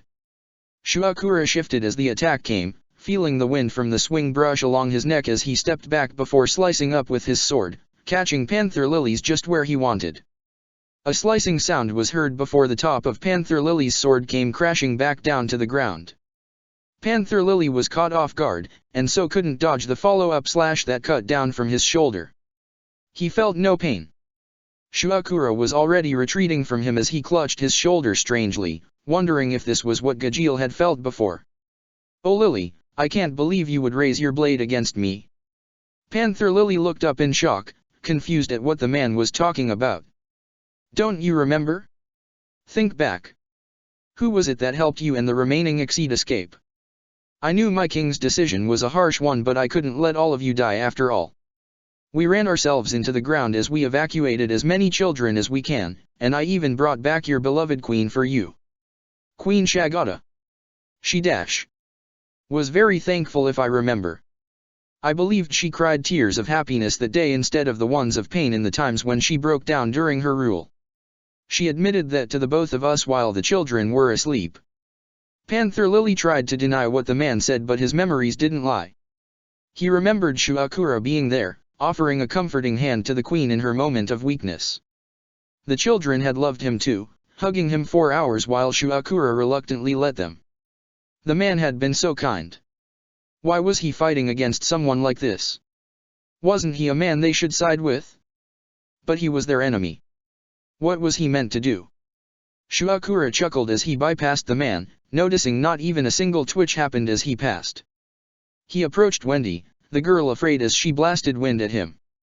Green light flickered around his feet and the ground extended upwards for a moment as he was sent flying into the air, avoiding her attempts of keeping him at bay. Wendy had no time to move before the blade came slicing down at her, and then it was too late. Shuakura smiled, time slowly to a crawl as he got to work. It was always so fun, this part. Protector of the fairies. Shuakura, what a surprise. Your usual. Thank you, Mr. Frederick. I'm glad you remember me. Ah, how could I forget such a kind boy like yourself? Tell you what, you can have some of this. The man passed some chocolate over the counter to the boy. It's on the house. Shuakura smiled. You are too kind. It's no worries. No hurry home. School ended an hour ago if I'm correct, which means your parents must be waiting. Sam was back only 30 minutes after and I panicked a bit. Don't worry. My parents are used to my late trips home. Very well. Have a safe trip.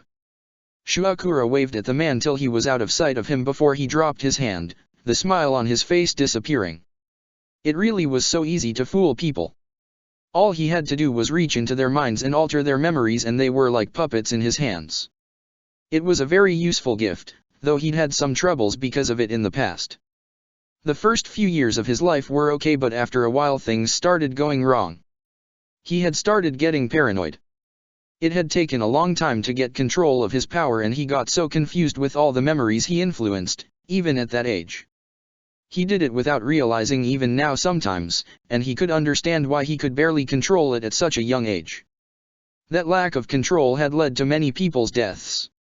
They had simply gone crazy and ended up killing themselves, his power causing so many conflicting memories in their minds till they broke. He was their son, their father, their cousin, their best friend, the man who changed their life. He had become everything at once and they had no longer been able to take it. It also had been the start of an era of self-doubt for him. He didn't know if the people he thought had been his parents were even his parents. They looked similar, but he had seen familiarity in others too. His power could have easily made them believe he was their son and they would have willingly looked after him. How was he to know? He wouldn't have known what to look for in search of the truth. He didn't know the truth even to this day.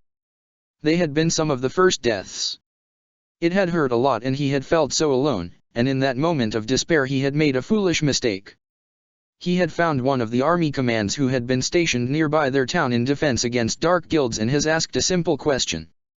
Could anyone do what he could? The man had called him a monster and had tried to kill him.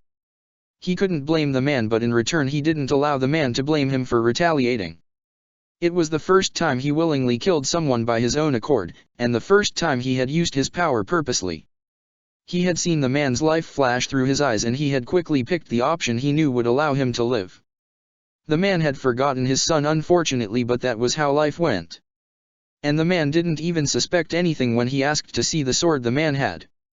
Not until it ended up through his chest. Anyone who came asking questions didn't get far.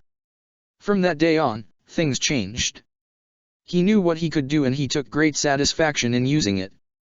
He found some random people and made them his parents. He became the person everyone his age knew and wanted to talk to. Even the adults thought of him as such an innocent and friendly child. That man, for example, had opened up his shop just last week, and already he had a year's worth of memories about him in his head. The man would get confused at some stuff, he was sure of it, but he could always kill him if he got too curious. It worked on everyone else who did. Still, despite having all this people, he spent most of time alone reading. He just found the stories he read fascinating. Maybe that was why he messed with so many people. Each story was just so captivating to read, and each memory, even if he had seen it before, provided some kind of new feel to it.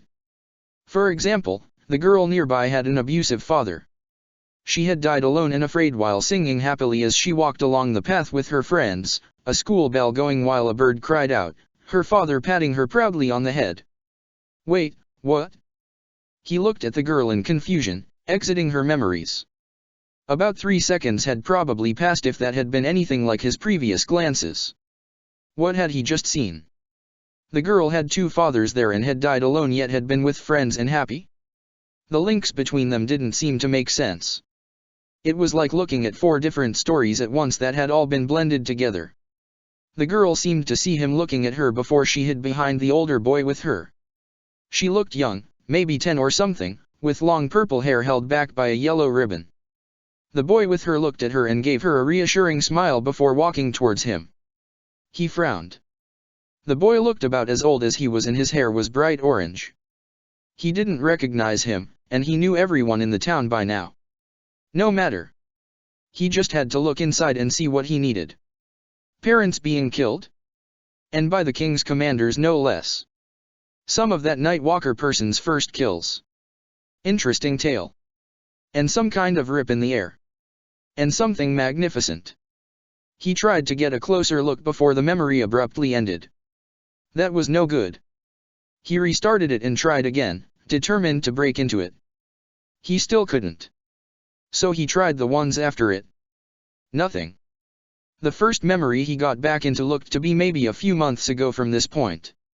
Why couldn't he access those memories? Still, nothing he could do about it. He'd just have to slip himself into some end. He couldn't. He tried and yet kept getting knocked out by some invisible force. He left the boy's mind and saw a smirk on his face, as if the boy had known what he had been doing. He tried to the girl again. That was much more effective. He slipped his presence in and... Wait, what he just added his presence into. A new set of memories seemed to appear, and he quickly influenced the new ones appearing straight after. Not a single one seemed connected in any way. It was like they weren't even the memories of one person. That's some skill you have there, said the boy as he exited the girl's mind, pointing towards his head. You almost saw some of my best kept secrets. I don't like him, said the girl. Hey master, can we go? We don't need him. You've got me. New friends are always welcome, Senna. The girl crossed her arms. You've already got 2 more back at base. Now don't be cross. I brought you with me because you wanted to come so much after all. I still don't like him. Senna stared at Shuakura angrily. He's the opposite of me. And that is why he is necessary. The boy raised a hand out to Shuakura. Ichigo Kurosaki. How would you like to be a part of an incredible story? Shuakura shrugged, already ending watching the boy's memories up to the latest ones and seeing exactly what he was planning. He smiled as he exited, not taking the boy's hand but following after him all the same when he left. For the first time in a long while, he was actually going to be a main character without his power. Protector of the Fairies. Let's see them, said Shuakura to himself as he flicked through Wendy's memories. What do we have here? He entered a very young memory, seeing her with a large dragon. That was a possible choice with a cousin maybe, but he already did that with Gajeel. He wanted to mess around with something else. Getting the same reaction wouldn't be fun after all. Perhaps he could pretend to be her older brother? He scanned through her memories and found she had a few people like that. The Earthland version of his king, the rebel Mistogan, and finally the Earthland version of Mistogan. That wouldn't be fun. She already had enough people who could fit that role. His impact wouldn't be enough on her. Or maybe it would. She was younger, so maybe she was more easily influenced by these kind of things. No, better safe than sorry. He'd go for something he knew would work and would cause the most pain. He still wanted her dealt with properly after all the trouble she did with that wind of hers, along with that support magic. He could have ended it much sooner if it wasn't for that. Something crucial. Someone important. A parent? No, the dragon seemed to take that place. It was why he couldn't take the dragon out of the picture, because he wasn't sure if they would resist or not. Their magic seemed to have been taught to them by dragons, and he couldn't find a way to make him fit the role without the effect weakening. Nothing too recent too. That wouldn't have the greatest effect either. No, he needed a constant in her life. He needed. That was what he was after. He found a much younger version of the girl, slowly being rocked to sleep on an old man's lap. She yawned and the man smiled happily at her, humming a small tune as he helped her sleep. The girl seemed to clutch at the man before she finally closed her eyes. A grandfather maybe? That man was perfect. He'd kick the man out and take his role. Not as a grandfather of course, but as the man who raised her after the dragon left her. That wouldn't be too hard. He stepped forward, reaching out to the man when a hand grabbed his own. He looked in shock as the old man turned to face him, the old man's hand gripping tightly around his own. This is my precious granddaughter here. I don't appreciate your meddling. Leave. Shuakura found himself abruptly being thrown out of the girl's memories. What the hell? Not even his king had been able to do that to him. The most he could do was block of memories and stop interference, but no one had ever forced him out. And it wasn't even the girl who did so. The look on her face showed she had no idea what was going on, more concerned on the wound that wasn't there. She couldn't have done it. So if she didn't, who did? The old man? How had he even acted like that if he had only been looking at a memory? Enough was enough. If he couldn't have his fun and mess around with her mind, she was useless. He raised his sword up, this time intending to cut properly. When he used his power, the blade simply tore an easy way into their mind and got rid of any delay. When he swung normally, the blade simply cut, and that was what he wanted. Wendy noticed the blade too late, but, as it was about to hit her, it went off target. The reasoning was sudden to her as Gajeel rammed the man out of the way. Shuakura quickly landed against the ground with one hand and used it to flip himself to his feet correctly. He glared angrily at the dragon slayer who had attacked him, only to frown as he took in the new appearance the man had. It was certainly different. While the iron dragon's scales were still there, they shone brighter than before, looking much denser too. Some even were much larger, in particular the ones on his arms, legs and chest. What truly made him look different was the protrusions sticking off his back and shoulders. They extended off before spiking sharply and continuing behind him, two massive ones on his back near his shoulder blades. The scales around Gajeel's head had slowly extended outwards and around, forming some kind of metallic helmet around his head and leaving the bottom half of it open for the lower half of Gajeel's face, in particular his mouth and teeth. Smaller protrusions, similar to the ones on his back and his shoulders, extended from his arms, rapidly bending sharply and ending in deadly points. Claws of metal seemed to be attached to Gajeel's hands, extending his reach. Finally, one last large protrusion seemed to stick out as a tail, reaching downwards before extending back up to behind Gajeel's head and simply resting there. What the hell kind of thing is that? Gajeel shrugged. Why don't you tell me? You've seen my memories. I don't remember seeing that. Really? You must have missed it then. It's a very brief one, probably in the grand schemes of what you were doing. Something I only perfected recently. And you think it will help you? Shuakura laughed. This is what you will try? No secret art? No unique attack like molding your iron into restraints to hold me? What about another, what did you call it? Iron Dragon's Roar. Laugh all you want, I won't lose here. Gajeel tapped the iron. I had a lot of thinking after my loss against Salamander. Whether I acknowledge you being there or not, I still decided I needed to become stronger.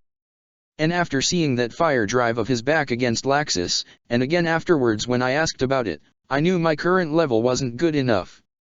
I mean, just look at what you did to my Iron Dragon's scales. You told me once, remember? Shuakura shot forward, his blade slicing up in an arc to follow the path of a set of scales. They shatter if you hit along the correct pattern. The blade hit the scales before bouncing off, Shuakura's eyes glancing between his sword and Gajeel's scales in complete shock and confusion. Gajeel took the opportunity to ram a fist into the man's chest, sending him flying back. Shuakura quickly corrected himself in the air before landing lightly on his feet with a flicker of green light around them. What? I've met a few dragon slayers out there. Netz is the most destructive in pure power potential, Wendy over there is the most unique in her abilities, and the Laxus we've got back in our world was the most deadly in the sheer intensity of his power. There was also another dragon slayer, one could be said to be the most deadly out of us with his poison. So what about me? I like to think of myself as the most durable, or at least if we were all on the same level. Gajeel tapped the scales on his chest again. Try as much as you want. You won't cut me here. This is my trump card. Iron Drive. Iron Drive. Shuakura slowly calmed himself down. I see. You increased your scale's defensive power somehow. But that won't allow you to win. A fight isn't won if you can only block and endure. You're right, said Gajeel, swiping his arm to the side as the iron claws seemed to extend and become the length of daggers. He rushed forward and Shuakura attempted to cut the blades to pieces only to find they simply stopped his sword as it dug into them. The problem with that though is that Iron Drive doesn't increase the power of my Iron Dragon's scales. It instead makes all my iron that much harder. Shuakura pulled the blade from the claws, the iron already regenerating itself and repairing. He struck out again, not believing the iron could hold up forever. In his anger he missed the set of claws slashed at his side. He slashed at them moments after, putting all his power behind the strike as it sliced straight through the iron. He took the chance to back away, examining his opponent more carefully. It wasn't that he couldn't cut his enemy, simply that it was much harder. That was comforting. An invincible opponent was something he would never be able to beat, but if he could cut them, he could win. Simple as that. That fighting style was annoying though. He hadn't seen it in Gajeel's memories and he didn't have the time to do so now unless he opened himself up to an attack, and he didn't dare risk it with how deadly those claws were. He'd have to find an opening perhaps. A sneak attack. That might work. First he would have to get the opportunity to do so. He also had to avoid any strikes too. Those claws really were sharp. They had cut through him like there was almost no resistance. Perhaps if he tried that technique correctly, Bringer Light could, if he severely pushed himself to his limits, allow him to move fast enough and bypass Gajeel's guard. It was his last trump card, and not something that was easy to use. His power lay in manipulating memories after all, and forcing that power into the physical world was something extremely taxing if not used as a short burst. His thinking time was up. Gajeel had gotten impatient and rushed him, slashing at Shuakura. Shuakura ducked under the swipe, slashing with his sword quickly. A protrusion from Gajeel's back extended up rapidly and Shuakura felt it slice past his face, leaving a long cut across his cheek as his sword bounced off Gajeel's back. He hadn't put enough power into that swing. He'd have to try again. Gajeel's foot swept round and tried to kick Shuakura's feet out from under him. The man swiftly stepped back far enough to get out of reach before he tried to take advantage of the opening made. Gajeel brought both hands up and the claws hit the blade, neither side breaking though. Shuakura, realizing the futility in continuing, leaped back before a flicker of green light flashed around his feet, accelerating him back towards Gajeel just as the Dragon Slayer's claws sliced through the air harmlessly. He slashed, chipping into the scales before having to retreat as a spike burst from Gajil's chest. The spike slowly retracted and Gajil rushed forward, slashing at Shuakura. At the last second, Shuakura vanished, a large burst of green light appearing around where he had been standing. Gajil smirked, even as the blade cut into him from behind him. He didn't feel any pain. That was good. Shuakura rapidly sped through the memories he could find, looking for everything he could on Iron Drive. Gajil had told the truth. It was a fairly new technique he had finished, one that was a lot different from this fire drive he also saw in the memories. An interesting form nonetheless. Now he was able to examine it. In an instance he already had all the weaknesses and strengths of the technique. He knew exactly how to deal with it and where the weak points would be. He was surprised Gajil hadn't tried that move with his tail yet though. There were a few techniques with the form he had yet to use too. They probably wouldn't have caught him off guard, but why not try one at least? He realized the truth in horror as he saw one of the latest memories, desperately trying to get out in time. His sword came back out of Gajil, but it was too late as a sword stabbed straight through his chest, the top end of it missing. "You shouldn't forget about me, old friend," said Panther Lily. "You knew what I was capable of after all." "Damn," muttered Shuakura, his sword dropping from his hands. Outsmarted by a cat and a brute. Such a disappointing end. I was enjoying this story. A large smash was heard and Panther Lily looked at Gajil, the lacrimas remains around him while his iron drive ended and collapsed into small pieces. "Glad that worked. I doubt I could have managed that form for longer than another minute." Panther Lily went to say something but froze when he sensed it. They all did. They turned, Panther Lily withdrawing his sword from Shuakura's lifeless body. "What is that?" "I don't know," muttered Gajil, looking at the monstrous sight in the distance, "but I think Taushiro is over there." Protector of the Fairies. The twin ice dragons. "This way, men." A group of soldiers rushed down the streets, not noticing the slight shift in the air as they passed. Mist Ogden watched them and, when the coast was clear, snuck closer to the tower. His body changed into mist and he slipped under the door that made up the large tower's entrance. Things were going well. He was confident in his friends that they would be able to win. He had to be if he wanted to move freely here. He was essentially walking into the den of a sleeping dragon and was trying to rob him. It was strangely quiet. He couldn't hear anything. Were all the guards assigned elsewhere? He'd like to argue that it wasn't the case, but he knew it had to be true. The king didn't need guards after all. The hairs on his neck stood on end and he turned, glancing around the room. He was invisible in his mist form, and yet he had the strangest feeling that he was being watched. As if someone was nearby and could actually see him. It wouldn't surprise him if that was true. Don Kanonji had seen him after all. All that was required was a sensitive enough grasp on magic to be able to sense him. The king likely had that. The air around him felt strange too.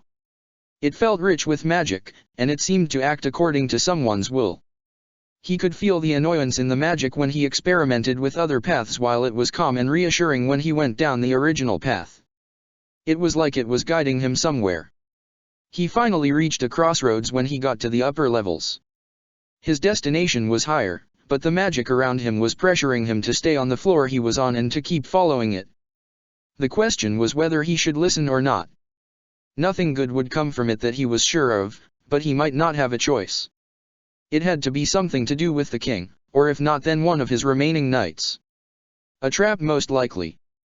He could follow it and spring it, risking his life to delay any future reinforcements that might be sent later, or he could continue upwards, giving him precious little time to find the controls for the barrier. The second option was also only a temporary solution, as it would only last until they flipped the barrier back up, and even destroying it might not be the end of it if they had a backup system ready. Springing the trap it was then. At the very least whoever was there would be much more peaceful, since he had actually come to them instead of making them mad from being ignored. He followed the corridor down, reaching a large set of double doors which opened as he arrived at them. The magic led in and so he followed. Inside was exactly who he had thought. The king, sitting on his throne with an amused smile on his face, a hint of anger being expertly hidden and only showing in the king's eyes. "So you finally arrived. I was getting impatient." The king of Edelas, I'll presume. We've never met, but I've talked to the Earthland version of you. Ah yes, my brother. The source of all of this. He's quite the rebellious one at times, isn't he? The king clenched his fist. My fondness only extends to him, however. The rest of you Shebas aren't anything. Merely a poison that I shall cure. Mistoggan pulled one of the staves from his back. Are you so sure you can do that? I can. The king slowly stood from the throne, holding a blade Mistoggan recognized as Kyan's Zanpakutu. You could have all been spared, mostly. Some of you would have died in this battle, and those that surrendered would have been allowed to live. But my generosity ended the moment you killed Senna. Killed Senna? Mistoggan pulled his mask a bit further up, making sure it hit his face more so that Ichigo couldn't see the smile he had.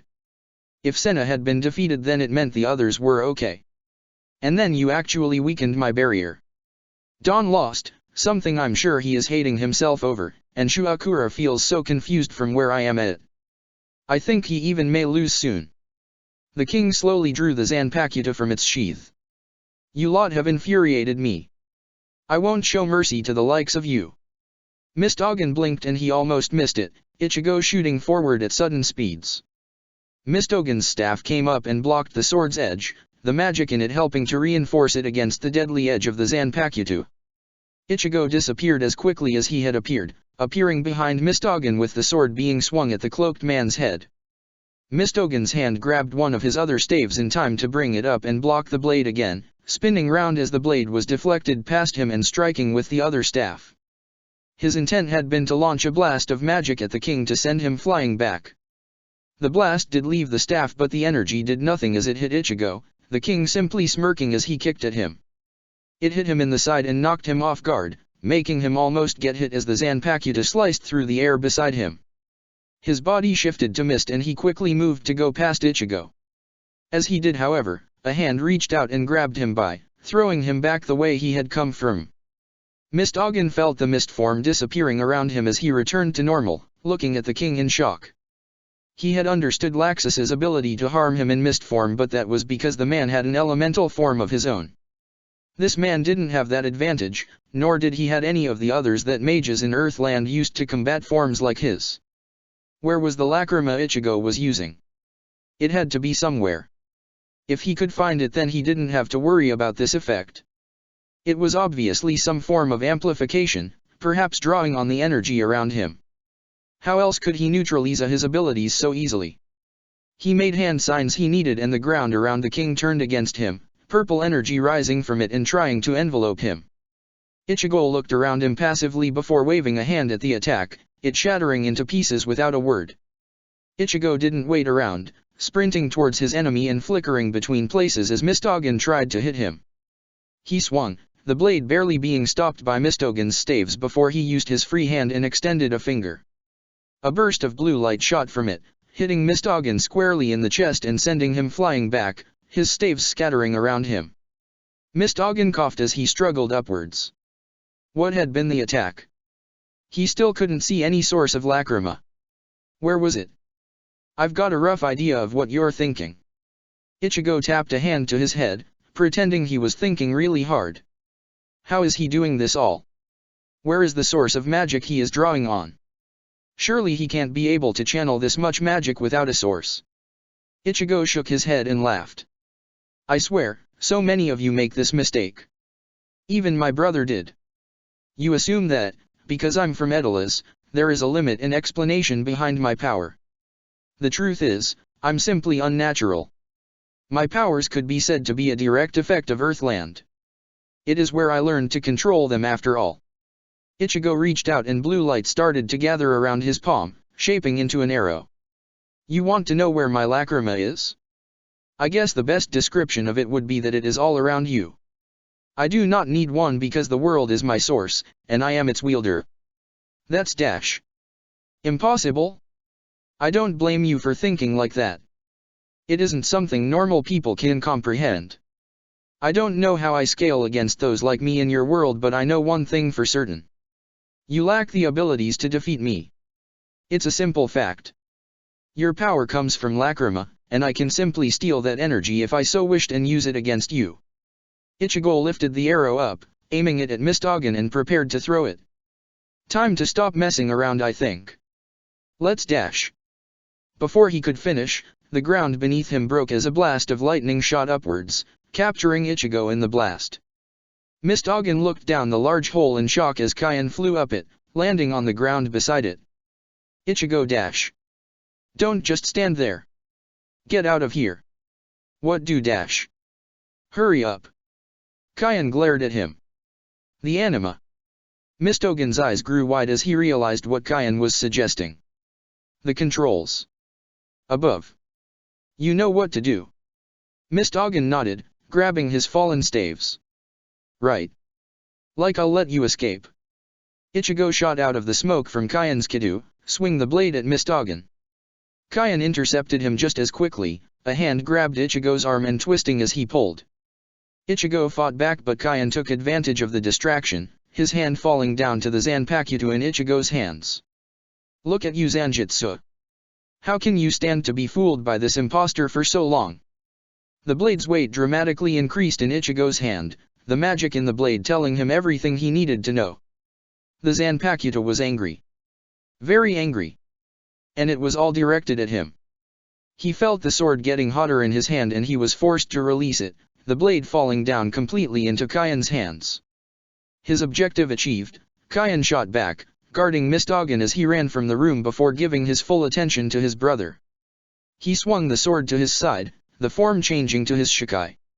Ichigo looked at the large trench knife in Kyan's hands, looking puzzled at the sight. I remember you using that last time. I tried transforming the blade myself but it didn't work. Of course it didn't. Kyan pointed a finger at his chest. You may be this world's version of me but we both have our own unique souls. Yours was enough to pacify Zanjutsu but he knew on an instinctual level that something was wrong. And now he knows your lie. He won't obey anyone but his partner. Partner? Now that is a very interesting term for a sword. You did always speak as if it was alive. A fitting relationship for those who fight together instead of the simple master and servant relationship. Ichigo held his arm out, a sword appearing in his hands as he withdrew it from its sheath. Shall we then, brother?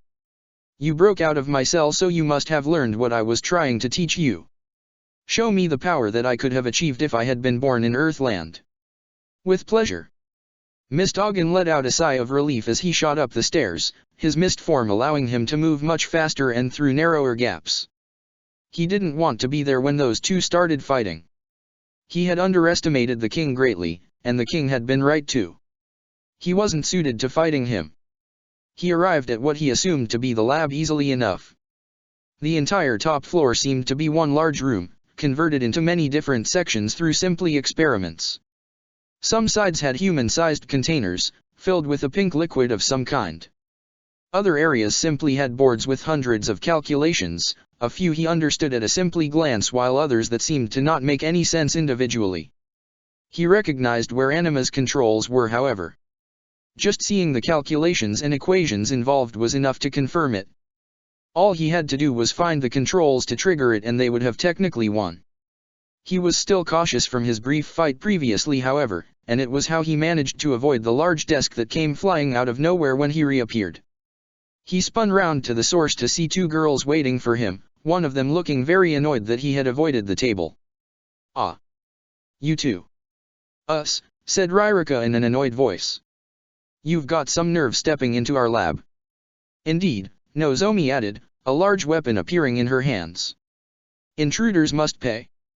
Mistogin sighed. I have the worst luck today. Pulling a staff from his back, he brought it up ready. Let's begin then. Protector of the fairies. Sit upon the frozen heavens, Hyorin Meru. With his Zanpakuto released, Taoshiro swung, letting a large ice dragon fly through the sky before colliding with the one from his opponent.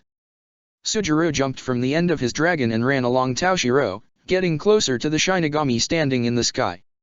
He swung again, a wave of ice bursting forth from his blade. Taoshiro countered with his own swipe, following quickly behind it. The two attacks smashed against one another and Taoshiro burst through, swiping at Sujiro. The man didn't fall easily. His blade came up and blocked Taoshiro's strike, almost knowing it was coming. That was the problem they were having. Their abilities were similar, their backgrounds seemed similar, who knew what else would be? Each was getting a grip on how the other fought and realizing it matched part of their own, differences being made taking height into consideration. Toshiro followed Sujiro down to the ground as the man fell. He could attack as much as he wanted from the air and it wouldn't matter. Not when his opponent could counter it with his own strikes. It would turn into a battle of attrition and he didn't want to fight like that. Landing on the ground, his opponent swung at him, ice spreading out across the air as he did so and extending the man's reach. It would have hit an ordinary opponent if they weren't capable of the same thing. He had already expected an attack like that. A light layer of ice was all that was necessary to block it long enough for him to leap over, quickly using Shunpo to appear behind the man as he spun to strike at his exposed back. He wasn't the only one predicted what would happen, Sujiro ready for the sudden surprise attack. He would admit the use of Shunpo had surprised him in the beginning but he had gotten used to it after a few times of almost getting cut in half. Toshiro still stuck to patterns when using it, and that let him predict to a reasonable accuracy of what he would do when he used it. With their blades locked, Toshiro stuck a hand out. Hada number 31, Shakaha. A burst of crimson energy burst forth from Toshiro's outstretched palm, hitting the ice that had quickly spread out from the blade down towards the attack. The two quickly separated, both swinging their blades as they moved and releasing two dragons of ice into the battle. The two dragons clashed against one another until they both ended up destroying each other, the two fighters watching passively. "You're good," praised Sujiro. "I feel proud to have you as my Earthland counterpart, even if you are a shrimp. I'd rather be a shrimp than an oversized freak." Sujiro scowled. "I'm normal-sized, you moron. I guess your short stature makes everything look big to you. I'm 12. It'd be worrying if I was your height." "Maybe." Sujiro lifted his sword up and rested the flat side against his shoulders. "Not that this isn't fun, but is this all you can do?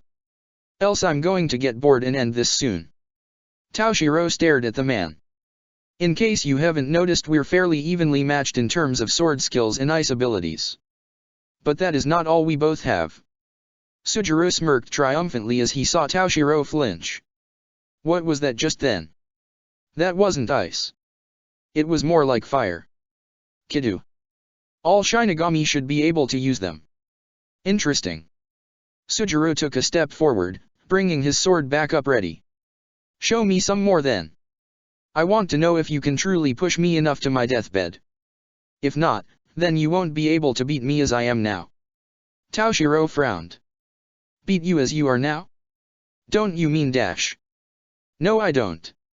If you can't beat me like this, you won't be able to win against me if I go all out. Now fight me seriously." Toshiro raised a hand, pointing a finger towards Sujiro. "Hada number 1, Shao." Sujiro felt like he had been hit by a brick, a large concussive force sending him backwards a few steps.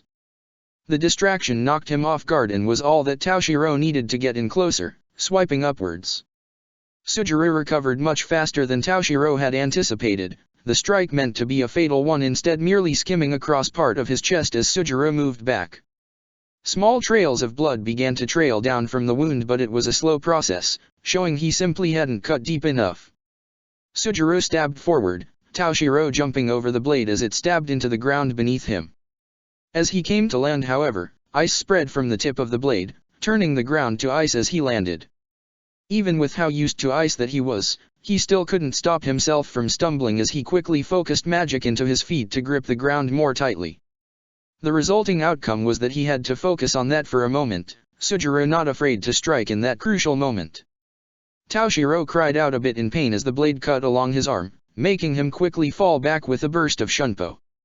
The moment he reappeared, he stabbed his sword into the ground, the end of the sword breaking off from the hilt and revealing the chain between the two. It quickly wrapped around Toshiro's arm in case he needed his sword quickly while he applied a short burst of kaido. Unlike when used on others, he could ignore a lot of the magic restoration step and simply direct his stored magic to the wound. It was still a slow process, but he could see the wound closing up. That was all he could do before he had to move, a blade cutting down where he had just been. His grip on the chain tightened as he called his Zanpakuto back to him, the chain releasing him as he grabbed the hilt once more, and the chain quickly reattached inside the hilt. His wounded arm hurt still when he moved it, but he let out a sigh of relief in that it wasn't as bad as it could be. He shot forward with Shunpo, small traces of magic gathering inside his palm as he moved. Sujiro swung as he appeared, Taoshiro blocking quickly before skidding around him. His sword trailed across the ground as the two blades were forced down, both blades quickly spreading ice around them. Taoshiro wondered how Sujiro wasn't slipping like he almost had, but chalked it up to having some kind of similar ability or equipment for that very outcome. It would have been embarrassing for him if he had fallen over on ground his own magic had frozen after all. A set of sharp icicles flew through the air, Taoshiro shocked that they had been thrown from the man's free hand. He had thought the man could only form ice from his sword, but that didn't seem to be the case here. If his guess was correct, the man had some kind of similar ability to Grey or Leon. A form of molding magic, perhaps done in the same way as the sword but on a smaller basis. As the icicles were about to reach him, he quickly muttered a few words. Bakuda number 8, Seiki. A light orb of blue energy appeared in the icicles' paths and repelled the projectiles as they hit it, sending them flying in random directions. Another burst of Shunpo sent Taoshiro to where he needed, quickly jumping between nearby buildings as ice was flung at him. He jumped in towards Sujiro a few times before continuing his previous pattern. Sujiro seemed to have enough of it before releasing a large wave of ice in all directions. Taoshiro brought up his own blade as a shield of ice burst into life around it, shielding him from the attack and shattering quickly once it was done. He raised his injured hand, a large trail of energy appearing that he had marked out through his dodging and running. Sujiro looked at the strange interlocking lines, noticing that it looked a lot like a web from where he stood. Hada number 12, Fushibai. The trails of light burst completely into life, turning orange and binding Sujiro in the center of it. The last link to the large web joined at Taoshiro's hand, the boy slowly raising his Zanpakuta to his palm and touching the blade against the energy. Funny thing about this kiddo. It's great at being a transmitter. Sujiro watched in shock as ice spread from the blade onto the web before shooting down every path, reaching towards him and covering his body in ice. Sujiro's own power fought against it, limiting the ice from spreading further than a few centimeters from where he had been tangled. That's all. No. Taoshiro stabbed the sword into the roof of the building before holding out his now free palm. Yeah, Lord. Mask of flesh and bone, flutter of wings, yeah, who bears the name of man. Truth and temperance, upon this sinless wall of dreams unleash but slightly the wrath of your claws. Is that all you're doing? Asked Sujiro, struggling to break free as he tried to hide his nervousness. Chanting. Kiddo spells are always far greater with an incantation. Let me show you. Hada number 33, Sukatsui. A large blast of blue energy burst from Taoshiro's hand, extending upwards in a massive wave as it swept towards Sujiro and smashed into him, completely destroying the house he had been standing on. The blast didn't stop there, reaching towards the tower before it stopped just moments before reaching it. Taoshiro frowned. He had been sure he had put enough power into the kiddo for it to reach the tower and to destroy the lacrima in the progress. He got his answer as the smoke cleared, the remains of the kiddo web gone in a large damaged dome of ice surrounding Sujiro, shattering into pieces still. It looked like to had been completely destroyed from the front by the kiddo but had managed to hold a chunk of it back behind from leaving, weakening the attack. That kind of move had its own downside, however. He could see the burns covering Sujiro's body, the mask he had been wearing cracked while his cloak had been burnt to a crisp. The largest burns seemed to be on Sujiro's chest and slowly spread out from there. The mask finally gave up and fell off Sujiro's face, little left of it by that point anyway. He could see half of Sujiro's face had been burnt terribly, and he had a good idea why. Natsu. Despite the great offensive strength the knights seemed to possess, he found it likely that they all had the same greatest weakness. A low defense. They couldn't take as many hits as they could, and so they tried to compensate with overwhelming power. He knew a lot of people who might be able to shrug off that kiddo with few injuries. Others would have broken out of the web before he had even trapped them with ice. It was possible, now that he thought about it, that Sujiro's lack of an internal magical power source meant that he was more susceptible to kiddo than others. Even the lowest level Hada spell had managed to do something, and weak Bakuta were providing a challenge for him to escape from. There was something he could use then to end this very quickly. It wouldn't kill his opponent, but it would leave them unable to do anything else. It was going to be tough to use, but he was sure he could do it. He rushed forward, Sujiro trying to do the same but not perfectly able to with the amount of pain he was in. Sujiro swung but Toshiro dodged it, not bothering to retaliate. Striking his opponent wasn't his intention. He just needed to get close enough. His palm outstretched, orange energy burst forth and formed a cube around his opponent, quickly completing his barrier. It wasn't as powerful as Shijuyo no Samon, that had been used to hold Nirvana back, but it was good enough for an opponent like this, especially one he doubted would be able to escape. But just in case. Bakuta number 4, Hanawa. The yellow energy shot from his hand pressed against the barrier wall and slipped in, wrapping around Sujiro and making it hard for him to move. He could now turn his attention to the lacrima before regrouping with the others. Where do you think you are going? Toshiro looked back at Sujiro, seeing the man struggling to move. It's over. Stay calm in there. Don't be ridiculous. Sujiro's struggling caused a small golden object to fall from his pockets, energy seeming to surge from it. Toshiro felt his barrier waver for a second, slowly raising his blade warily. Sujiro's arm holding his blade slowly shifted, fighting against the bonds holding him as he aimed it above the lacrima. This is the win, the strongest lacrima we ever made and imbued with the power of a dragon. And only one was ever made because of what could be called its fatal flaw. The blade came down to rest on top of it. Because few could handle the amount of energy released when it breaks. And then the blade fell, piercing the wind and cutting it in half, the barrier exploding from the sheer amount of energy suddenly being released. Toshiro could hear cries of pain from within before they turned to laughter, a large form rising up. He knew what form his ice dragon normally took when he created it. Sujiro had the same. It was why he easily recognized it as it came of the barrier's remains. The only difference was that it was massive, reaching the height of the nearby tower with ease. It was close to Jidanbu's height from the look of it, and its body was composed entirely of ice, a large tail extending back down to the ground to truly give it the appearance of a dragon. Two large wings flapped behind the dragon before it roared loudly. It was then Toshiro realized where Sujiro was. That thing was Sujiro. Protector of the Fairies. Mist Ogden dodged as a large chair flew past where he had been, smashing against the floor and shattering. He aimed a staff and fired a blast of energy at them, the two girls dodging easily. Nozomi swung her weapon down at him, narrowly missing too. He had debated trying to use one of his staves to block the strike, but the blade was simply too deadly to do that. He had gotten away with it with Ichigo's because that blade had been Kaien's and was being forced to fight, but this blade was the girl's own. There was something deadly about it that set him on edge. Maybe it was how elaborate it was that made him sure it served some kind of purpose. Another item came flying through the air at him, this time being a dresser. He examined every detail of its appearance, looking for anything special. It didn't seem like anything was unique about it. It just seemed very girly with the pink coloring and the heart on the front of it. That left its appearance being linked to Ririka herself. Ducking under Nozomi's swing, he glanced to the side, watching Ririka as she aimed one of her gauntlets at him just as Nozomi backed away. A burst of pink light seemed to spark between the spikes on the gauntlet before the pink heart emblem on it flashed brightly.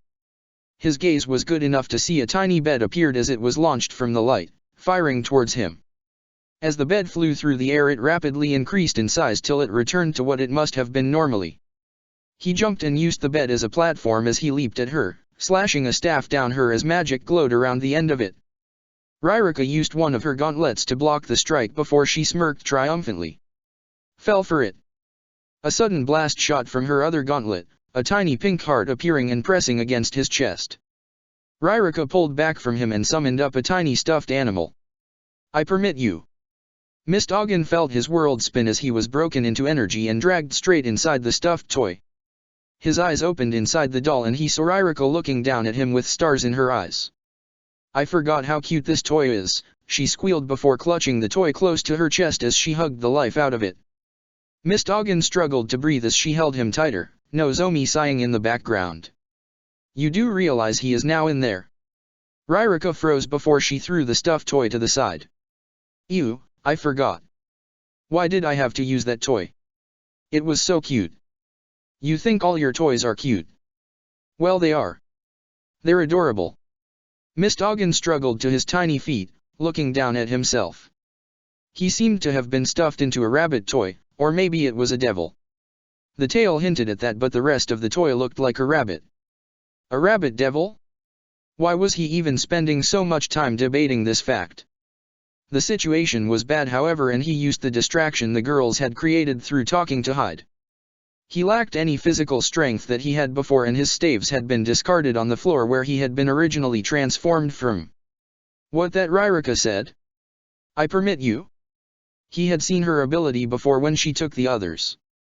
He needed to think this through more carefully. If he got to his staves, then he was sure he could neutralize this. He had stopped her taking Gajeel after all. He peeked out, noticing them searching. They must have finally realized he was gone. He'd have moments to move when he did to get to this staves, else they'd catch him. He already had a general idea of what this magic was now anyway. Found you. He rolled out of the way as a blade sliced through his hiding place, getting under a dresser and squeezing around beneath it. Nozomi's blade cut into it, but she wasn't exactly sure whereabout he was without checking, and he could use that. As the blade dug in, he fled, knowing it would take her a moment to withdraw her blade. Ryrika appeared in his path, aiming her gauntlets at him. A desk flew out of them along with a chair, and he quickly leaped from one to one before landing on her shoulder. She reached out to grab him, but he pushed himself off just in time, her hand swiping where he had been only a second ago. He reached the ground and his hand was about to touch a staff when a blade stabbed into his back, pinning him down to the ground. He screamed in pain. He didn't know if this would affect his real body or not, but he still felt it here, and it really hurt. Nozomi looked at him and flicked him on the head. Stay. Nozomi, look what you did. Now he's even less cute. He was going to escape. Couldn't you have just grabbed him? What was it about cuteness here? Ryrika seemed to be obsessed with it. The furniture, the toys, she had talked a lot about it back in Treya too. Was her ability linked to that? Or was it merely a focuser for her ability to manifest through, similar to how fire could work best with raw emotions? He looked at his staves. He was so close. Just a little more and he would reach. With a loud cry he pushed forward, his entire body ripping in half as he flung his body onto one of the staves. Nozomi quickly tried to grab him, but it was too late, Mr. Ogden doing exactly what he needed to do. A flash burst from the staff before hitting his body. The world spun again, Mr. Ogden finding himself next to the toy with the staff in hand. Nozomi tried to swing at him, so he quickly avoided it, making a hand sign and gesturing at her. The staves nearby rose from the ground before slamming into her, sending her flying backwards. As she got up he aimed his main staff at her, a blast of light shooting from the end. Nozomi grabbed the central ring of her weapon before she spun it to the right, the energy impacting against the weapon before being absorbed into the blade. Mr. Ogden looked at it in shock before Nozomi quickly spun the weapon to the left and the energy flew back at him. Mr. Ogden stepped to the side and let the energy fly past. That attack looked exactly like his own. He had to be sure, however. Flipping through hand signs, the staves flew forward, positioning themselves around Nozomi as she tried to dodge them. Ryrika fired more stuff at him as she tried to interfere with his casting, but Mr. Ogden quickly avoided them, finishing the last hand sign. 5-layered magic circle, sacred song. Fire magic seals appeared above Nozomi before energy burst from the staves at her, shooting upwards as they hit and getting stronger with each magic seal that they hit. He watched Nozomi spin her weapon as the energy hit her, however, observing the movements she made. Like before, she turned it to the right, and he could see that she was siphoning energy away into her weapon. The spell ended and she reversed the rotation, the energy flying back at him. He was ready for it, his staves already flying back to him before she had reversed her spin. 3 staves circled in front of him as he ran through hand signs, 3 magic seals appearing layered in front of him and the energy. 3-layered magic circle, mirror water. The energy hit the spell and was absorbed into it before being reflected straight back at Nozomi. He could see the girl's shock, but she reacted quickly, capturing the energy once more before sending it flying back. Mistogin easily dodged it, however, no fear present of the attack. It was why he had used mirror water. Sacred Song was very deadly, and he wouldn't want to be hit by it, and so mirror water had been very effective at draining a lot of the spell's energy before being sent back at Nozomi. He didn't normally need to use that feature when he used the spell simply because they normally couldn't reflect his attack back at him too. Nozomi watched him cautiously, and he could see Ryrika doing the same too from where she was standing. They hadn't expected him to be able to absorb and redirect attacks too. He had a good grip on how Nozomi's power worked now too. Spin the weapon right and the energy was absorbed. Spin it left and it was expelled. Now all he had to do was work out how it maintained its form as sacred spell, as he was sure that wasn't something she knew. He needed more time to think, however. He sent his staves forward, spiraling around Nozomi before she could do anything. 5 magic seals appeared around her, one above while the others covered north, south, east, and west. 5-layered magic circle, isolating prison. The barrier formed, but a blast of pink light made it through before it was complete, and he saw Nozomi appear outside by Ryrika a moment later. That ability Ryrika had was a curious one too, but he knew how it worked. It all clicked suddenly as he looked around the place he was in. What had Ryrika said when he had first appeared? Their lab? From observation, along with a detailed analysis of the faint energy he had managed to gather from her and Treya, it was incredibly likely that her ability worked on spatial manipulation, allowing her to take things and place them in other locations. Items expanded when fired from her gauntlets, so she must have had a container of some kind that she could place objects into. She simply resized them when needed and shrunk them for storage. He had been able to quickly work out defenses against it simply due to the similarities it shared in its basic abilities to anima. He was an expert on it after all, and he reckoned she was too if the details of anima were in her and Nozomi's lab. So if her ability worked on anima principles, could the same be said for Nozomi's? Spinning the weapon and cutting through space, creating a rip for the magic to enter through, and then releasing the energy later by reopening the hole she had made. Anima. It all came back to that. The cause of this whole situation when you thought about it. But it didn't matter here. He could deal with anima. Before he could make his move, however, the world seemed to tilt. Nozomi and Ryrika noticed too, all of them slipping as the ground moved beneath them. They were falling, and they didn't know why. Protector of the Fairies. Dragon superiority. The two fighters clashed, blade hitting blade as they shot forward in bursts of their respective techniques. Kyan had his Shunpo and, if what Ichigo had told him was correct, then Ichigo's was called Hirankyaku. Kyan swung his blade once more, Ichigo dodging under as he slid past his guard before striking with his own blade. Zanjutsu was a much larger blade, however, and so Kyan could just block the strike quickly with the large flat side of the blade. Before he could counter-attack, Ichigo was gone, retreating back once more. Hirankyaku was a strange technique from what he knew. It involved simply riding the flow of magic to your destination, and it certainly explained why Ichigo was capable of it, as it needed no magic of his own because of his high skill level. The problem came from its speed. It couldn't travel as far as his Shunpo could, nor was it as sudden as Sonito, but its speed was another matter. It was faster than both the previous techniques, and not by just a little bit too. Or maybe that was simply Ichigo's skill with it. They both did seem to favor high-speed combat going by their previous fight. Ichigo brought his blade back suddenly, blue light gathering around the edge of the blade. I did always want to try this since we last fought.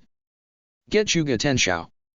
Kyan carefully watched the incoming Getsuga Tenshou, examining it for any weaknesses in comparison to his. A burst of Shunpo got him out of the way in time as the blast crashed into the wall behind him. It was weaker than his own, that he was certain on. It lacked the large amounts of raw power he could put into it. It was fast though. Perhaps that came from the lower density of magic packed within it. He was certain, however, that Ichigo would not be able to produce a Getsuga Tenshou of his own magnitudes. It didn't matter how fast the man could gather in energy, he wouldn't be able to match his own without an internal source. He couldn't use his own Getsuga Tenshou in response, however. A lot of energy-based attacks weren't as effective as he wanted them to be. Ichigo had a way to neutralize them, though Kita proved tougher with the elemental side to it. His Getsuga Tenshou, however, was pure energy. It had been the mistake that cost him the fight last time, expecting it to have taken Ichigo down when it hit. Ichigo charged at him, Kyan taking a step back as the blade passed by him harmlessly before swinging his blade up. He had to give his brother credit. His weapon was capable of standing up against Zanjutsu without shattering. His eyes dropped to the pendant around Ichigo's wrist, a faint trail of energy linking it to the blade itself. A focuser most likely. Some way for Ichigo to focus the energy into a physical shape and be able to divert his attention to other tasks when needed without losing the blade's form. His foot suddenly was pulled from under him, a sliver of blue energy wrapped around it. Ichigo's blade came down and was narrowly deflected with Zanjutsu before Kyan kicked upwards. Ichigo jumped into the air and stayed there, creating a platform to stand on beneath his feet from the magic around him. Kyan got back up just in time to dodge a blast of energy down at him, backing away as he worked out what had just happened. Ichigo hadn't moved his foot when he had tripped. He had moved his hand, and he could have sworn he had seen something there. He needed another look. He shot forward, Ichigo vanishing in multiple bursts of Hyrenkyaku. Kyan covered the distance between the two in just one step of Shunpo, bringing Zanjutsu up in an arc before smashing it against the blade Ichigo held with all his strength. He even created a small Getsuga Tenshou around the blade to amplify the force of the blade, and it worked. Ichigo took apart the energy of his attack before it could harm him, but doing so made him get distracted, knocking the sword from his grip. Ichigo didn't even blink an eye at the act, blue energy shooting from one finger to the sword's hilt as he pulled his hand back, the sword instantly spinning through the air back to him.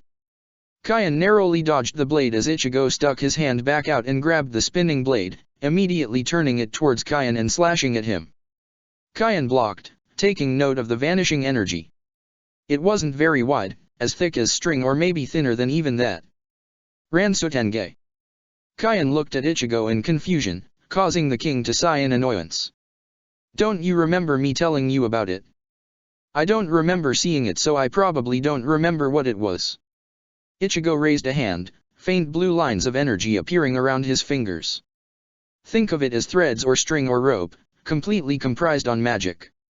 I simply attach them to things and manipulate them like a puppet. To demonstrate, Ichigo threw his blade forward, Kyan moving his head as it flew past. Ichigo smirked, Kyan's only warning that something was up. He spun round, Zanjutsu coming up just in time to stop the blade that had been making a return trip through use of the strings. It bounced off the blade before an arm reached out from behind Kyan and grabbed it. Kyan tried to turn, but Ichigo moved quickly, using a burst of Hyrenkyaku to pass him and follow the sword's original path. Holding up the sword, Ichigo let a hand fall onto the light string before pulling, strings Kyan had missed wrapping around him and tightening, pulling his Zanpakuta to his side in an uncomfortable way. Ichigo brought his blade back, energy gathering around it as he held onto the strings. Will this make you remember? He swung, the crescent blade of energy flying towards Kyan. Struggling with his bonds, Kyan did the first thing that came to his head. A large burst of energy shot around Zanjutsu before it detonated, blasting the strings to pieces. His sword swung again, a quick Getsuga Tenshou being fired from the blade against Ichigo's own. Ichigo appeared behind him as he tried to charge forward, swiping at him. Kyan ducked as the blade swung over his head, slashing upwards in retaliation. Ichigo moved to the side as the blade flew upwards, letting it hit the air as he kicked at Kyan, a burst of energy shooting from his foot as he sent Kyan flying across the room. Before he reached the other side, Ichigo appeared in his path, his Hyrenkyaku fast enough to get there before Kyan could even recover and block the kick at his back. Ichigo didn't bother with a second attempt, Kyan ready for any that might have appeared as he crashed against a wall. He pushed some of the debris off him from the impact, watching Ichigo carefully. The man had the advantage here. He could neutralize a lot of what he could throw at him, and he had a greater base speed at this level too. He couldn't rely on his healing without it working, so he had to move faster. He needed to use Bankai. This room wouldn't give him the advantage he wanted through. It was too enclosed. He preferred a wider battlefield where he could move between places much faster. Here there was a limited path he could follow. It wasn't like he could just ask if they could move. Well, he could, but he doubted Ichigo would be feeling kind enough to do so. That left one choice. To create an opening. He brought Zanjutsu back, resting both hands on the hilt as he gripped the ground tightly. His magic poured into the blade, spiraling backwards as it reached the limit of simply being held within the blade, giving it the appearance of being 3 times as long as it normally was. He saw the smirk on Ichigo's face and he knew it was because the attack wouldn't harm him. He knew that too. But he needed a very big opening, else Ichigo would just stop him. And he needed a lot of energy to make up for the parts Ichigo would steal from it. Getsuga Tenshou. The energy tore forward, Ichigo raising a hand against it as it hit him. It split but the rest spiraled past him, Ichigo realizing what he was doing too late. The attack tore through all the supports around the room, slicing through the walls behind them till it opened up a hole in the tower going from one side to the other, leaving only a tiny section of the remaining supports left. As they cracked too, Kyan realized that maybe he shouldn't have put so much energy into it. Ichigo realized he should have stopped more of it too at that moment. A loud crash was heard as the last supports shattered and both fighters sped to the exit, the tower slowly tilting before it began sliding down. He hoped Miss Dogen wouldn't get angry at him for this later. Protector of the Fairies. Sujiro hugged his legs, more for comfort than staying warm. It was so cold for everyone but not for him. He was never cold. When he had been younger, people had commented on that. They said his skin felt like ice. There was no warmth to it. He was as cold as death. His mother had once said to him that he was different. He doubted she had meant what he had come to realize, but she was right anyway. He was different from everyone else. It was why he was still alive. He had always been told that magic was a strange thing, only able to be wielded through the use of small objects called lacrima. His home was far off from most of civilization in the first place, so they weren't able to see much of what magic could be used for. Before the purge, as he heard people call it, the extermination of guilds, they hadn't had much anyway. But they knew enough to know that one single rule. So the day he created ice from nothing was the day everything went wrong. At first he thought he was imagining it. How people seemed to shiver whenever he entered a room. How people flinched when he touched them. And, on his 10th birthday, he got the first really noticeable result. His skin being unnaturally cold, combined with the cruelty only children could have, meant he got picked on. Girls ignored him, boys made excuse to not play games with him, and the bullies chased him. He remembered being afraid as one of them punched him and he had closed his eyes in fear. He was hit, but it wasn't as painful as he thought it would be.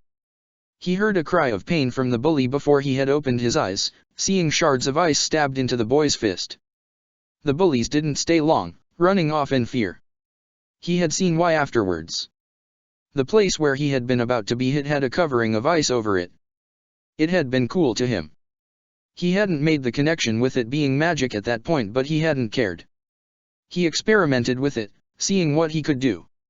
At first it was barely anything, just tiny specks of ice appearing in contrast to the shield he had first made. Only after a year did he finally manage to achieve the same level as back then, and he didn't stop there. By that point, it was all he could think about. Things had gotten worse. The bullies had run to their parents and had told them of what happened. He had been told off and searched for weapons, but they had found none. And as time passed, what the parents believed to be random nonsense the children had told them started to appear to be true. He hadn't noticed back then, but, whenever he was emotional, ice would form. He just hadn't seen it. Doorways froze, windows cracked from the frost, and slowly people started to avoid him. And they talked too. He was the demon child. The ice boy. He got older and things changed. His mastery over his abilities got stronger, and so did his potential with it too. His emotions could cause it to go out of control much more devastatingly than before, and it did so frequently. People hadn't stopped talking, and then they had arrived. Soldiers from the king. They questioned him, but they had been cautious of him too. They seemed to be there purely to observe him, to see if the rumors had been true. He did his best to not give anything away, but he knew they were starting to see the truth in what people said about him. He had started panicking. Days turned to weeks and his panic only intensified every time he saw them. He had seen them once in his house, searching through it and talking with his parents. And as his fear grew, so did the storms. It started light. A faint snow. It would have been a fun time for children if they had lived anywhere else. In this town, however, it was seen as an omen. People started refusing him entry to places. The school closed its doors to him. Even his parents were growing more and more distant, leaving to places and barely leaving enough food for him while they were gone.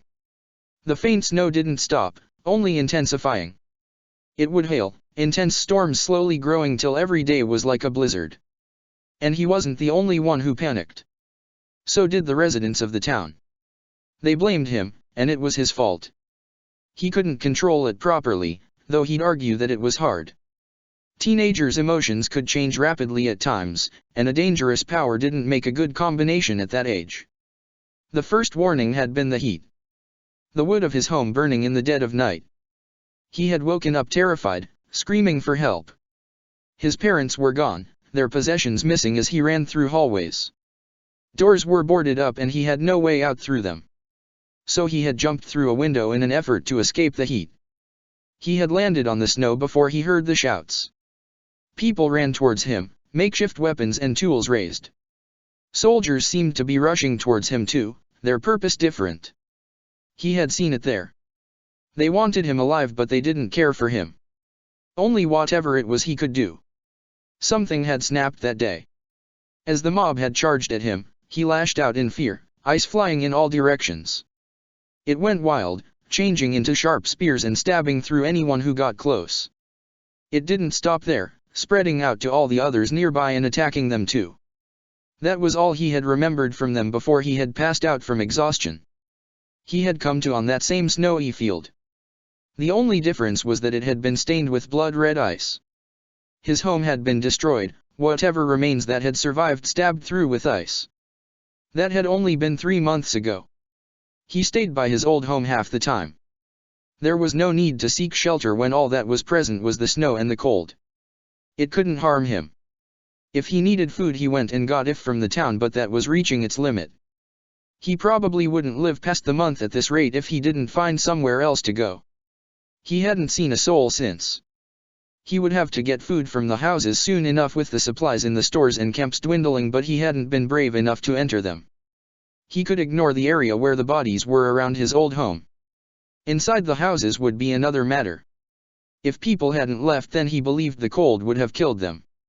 With the way his emotions were he wouldn't be surprised if someone told him what the temperature had dropped to. Well, you sure made a mess out of this place. Sujiro looked up from the ground to see a trail of footprints, quickly following them to their source. The boy, maybe a year younger than he was, stood in front of him, a massive coat over him with a scarf wrapped round his neck and thick gloves. The boy even had a hat to keep heat in, though he could see a bit of orange hair peeking down from under it. What do you want? The kid frowned before quickly smiling, depositing himself down next to Sujiro. Can't I talk to you? You look lonely. He was lonely. It happened when everyone else rejected you. He wasn't going to tell this kid though. He willed the ice around him to sharpen before he extended it up to under the boy's neck. Leave. While you're still alive. Instead of leaving, the boy looked at the ice in fascination. Incredible. You definitely don't have a lacrima on you, do you? I have to say that this is impressive, if a bit wild. It'd be more effective if you condensed that power into easily controlled forms. The boy quickly reached out and grabbed the ice, a faint line of blue light slicing through the ice as he grabbed it and held it up. Sujiro jumped back in shock, the boy not even noticing. It is curious how others reacted to the effects of anima. I gained official powers from Earthland, but you seemed to have manifested yours in this ice. Maybe you were exposed to energy from a void in Earthland somewhere and that coldness manifested as ice because that was what you ended up believing it to be on some level. Intent is a very powerful tool. Who are you? The boy chucked the ice behind him. Ichigo. I just got here and I couldn't help but look for you when I heard the rumors. The storms here had seemed too unnatural, you see. Ichigo stood up, brushing snow off him as he got to his feet. Well, come on, let's get going. Going? Sujiro snarled. And why should I listen to you? I don't even know you. You don't do you. Ichigo shrugged. Do or don't, it's your choice. But if I saw these signs, then don't you think others will too? Others with far more resources than I have. Turning towards the path he had come from, Ichigo started walking. I'm heading off. Follow me if you want to. I can't exactly promise you anything material right now, but I can say that you won't be alone. I'm sure there are more like us out there, and I'm going to find them all. Sujiro watched the boy leave, thinking through his words. More of them? Could that be true? He couldn't help but want to risk it. His feet slowly took a step forward before he broke into a run, desperately trying to catch up to Ichigo. He ran and yet he couldn't seem to find him. He spun round, looking anywhere for him. He couldn't have gotten too far. He didn't care if it was a trap, the urge to somewhere to belong to was too strong. You are an impatient one. Sujiro looked upwards at hearing the source of the voice and his jaw dropped as he saw Ichigo sitting down on the air. Ichigo smiled at him, reaching down with a hand to shake as he slowly lowered. Glad you changed your mind. Sujiro Kyuzaka. Ichigo smiled at hearing the boy's name. Nice to meet you, Sujiro. Shall we find the others then? Protector of the Fairies. Sujiro looked over the city in his new form, letting out a loud roar. The wind had worked. He could feel it. And in this form, holding back his power was impossible. He didn't need control anymore. He just needed power. Taking a step forward, the ground froze beneath his feet. His hand rested on a building and it froze too. He laughed, but it sounds a lot more like a growl to his ears. He slowly turned to Toshiro, relishing in the shock and fear on the boy's face. With a swing of his hand, he created 3 dragons of ice. Unlike any he had previously made, these could actually alter their direction, cutting Toshiro off as he tried to shunpo to safety. Toshiro quickly spun his ice shot out of his blade, a dragon forming around him to make a cocoon of ice. The 3 dragons connected, freezing the area around the cocoon and cracking the ice before finally forcing it to shatter. Toshiro flew upwards as the ice broke, trying to get to higher ground. Sujiro merely leaned out and reached for him, icicles firing from his hand. Toshiro swung his blade as they approached, another dragon of ice forming to impact against the projectiles before continuing past, heading towards Sujiro's head. He sliced at the ice and his blade cut into it before stopping. Sujiro laughed, grabbing Toshiro before throwing him to ground. Breaking his fall with the air, Toshiro managed to stop as he was about to reach the ground, swinging at Sujiro's legs. An ice dragon forced before impacting against them, freezing them to the ground. As the legs slowly broke the ice, Toshiro looked down at his blade curiously. He could hear Hyorin Meru's voice, telling him to use him fully. His ice was at least capable of holding Sujiro back in this form. Was it because Sujiro was more like a dragon now because of that lacrima? The reason he had been able to survive Anima's effects had been because of that latent ability. So if that was the case, perhaps his ice was now more powerful than Sujiro's. Sujiro got tired of waiting for him to move and lifted a foot, intending to crush Toshiro under it. His foot stopped midway, however, when ice spread up from Toshiro's Zanpakuto and hit his foot, covering it in a new layer of ice. A look of confusion crossed Sujiro's face before he applied more force to the ice, causing it to shatter. Toshiro had already moved through, shooting upwards before he stopped a fair distance away, his blade aimed at the sky. Sujiro's eyes followed the blade upwards before seeing the clouds that were gathering. Down at Toshiro, a faint aura of magic slowly formed as the power he was releasing increased. He didn't know how much magic he would have left after this, but he had to try. He had never used this in battle before though, so it would be a risky move if it failed. Snow slowly seemed to fall from sky above and yet seemed to only be in their small area. Sujiro looked up at it and raised a hand to it when ice suddenly spread onto his body. It hurt. Why did it hurt? He was in a form comprised completely of ice. And this ice was merely touching him. Why was it hurting? He cried out in pain, the source turning into a screech as it left his mouth. He quickly tried to break the ice, but, the more he struggled, the more snow that landed on him. Toshiro watched impassively as Sujiro was slowly frozen solid inside his own ice. You can't escape and struggling is useless. This technique is Hyorin Meru's strongest, pushing his control over the weather to the extreme. Tensujurin. Toshiro gave a brief glance to the area around them both. I'm glad no one else was nearby. I'm not sure if I could have controlled this enough to ensure that they would have been able to escape unharmed. He had been frightened when had first used this ability when training with it. He had almost killed Shinji when he had tried it as it was so deadly. Shinji didn't have the amount of power that he did then he would have been frozen solid from it, and even then his arm had been caught in the blast and had been covered in a large layer of ice. He had been forbidden from ever using it again after that unless the need was great enough. Right now it was more likely to wipe out both sides if he used it when others were nearby. With the last bit of snow falling, the spell ended, Toshiro landing at the tower wearily. He forced himself up before slicing at the lacrima, watching it shatter into pieces. He let out a sigh of relief when he got back down, seeing the barrier vanishing around the city. Dread replaced that relief when a cracking sound appeared behind him. He turned in shock as cracks developed along the ice, Sujiro slowly moving inside the ice before his hands smashed out to the sides, ripping a lot of his own ice with it. It didn't seem to harm him though, Sujiro slowly forcing his upper body out before the wings lifted him into the sky. Beneath him ice spread down before creating a new set of legs. He tested them out by smashing the old pair before turning to look at Toshiro, and Toshiro could see the anger present on his face as he took a step towards him. He was spared the dragon's wrath though as a blast of energy shot from the central tower, Sujiro looking on in shock as the tower seemed to tip from where the energy had broken out from. My king. A few steps was all that was needed for Sujiro to clear the distance to the tower, combined with a powerful jump to get him up to the correct level. He gripped the falling top, ice spreading from his hands on contact before tendrils of ice shot from the areas frozen and pierced into the ground. From a distance Toshiro could see two figures burst out of the tower as it fell before one immediately starting to run while the other quickly followed after him. He didn't get the luxury to find out who they were before Sujiro slowly turned his attention back to him, rage present on his face as he roared. You pest! Toshiro dodged the hand before multiple ice dragons shot from the hand.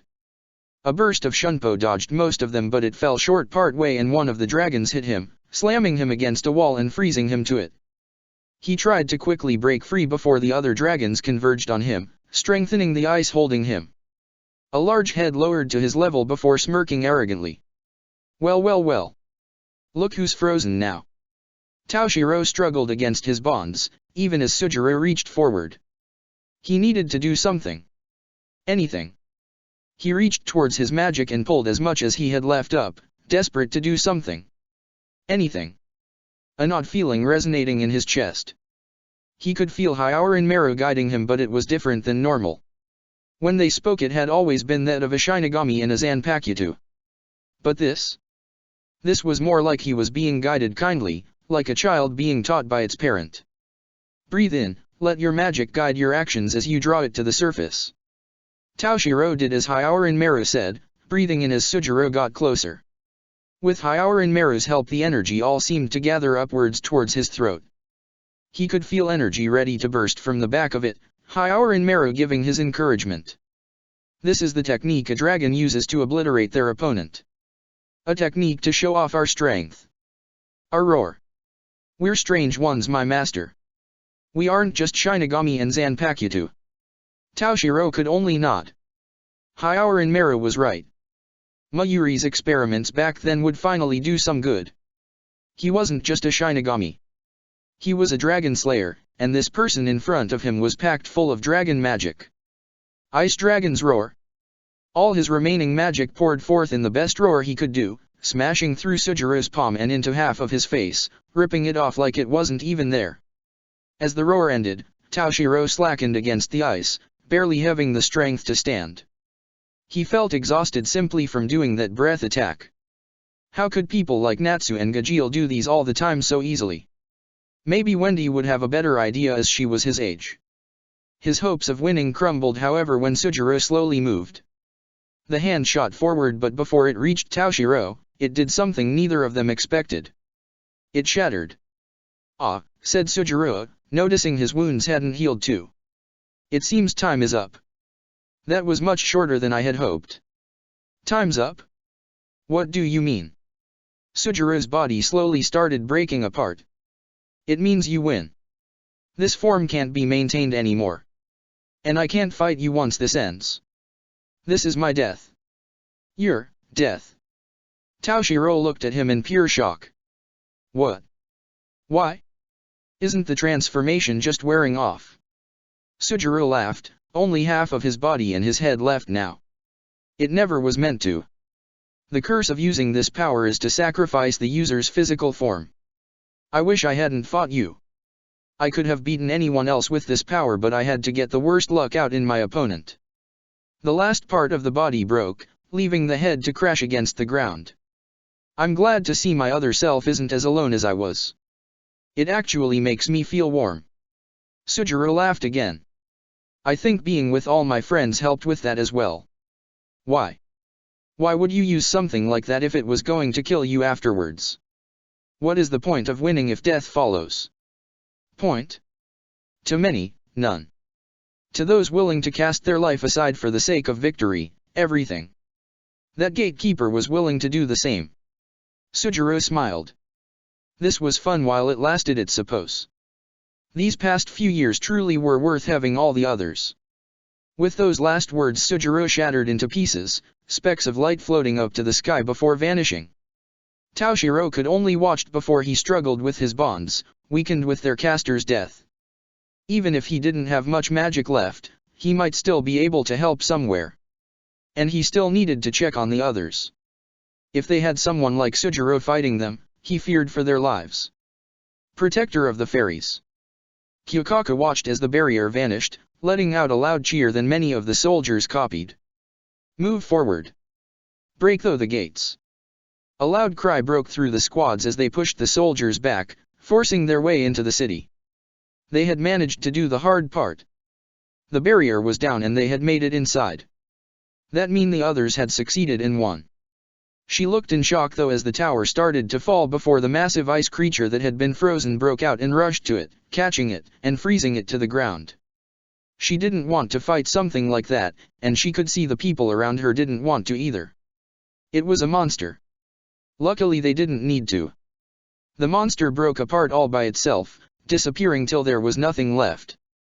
She could let out a sigh of relief at that point before she turned towards the sound of footsteps and heavy breathing. Sis.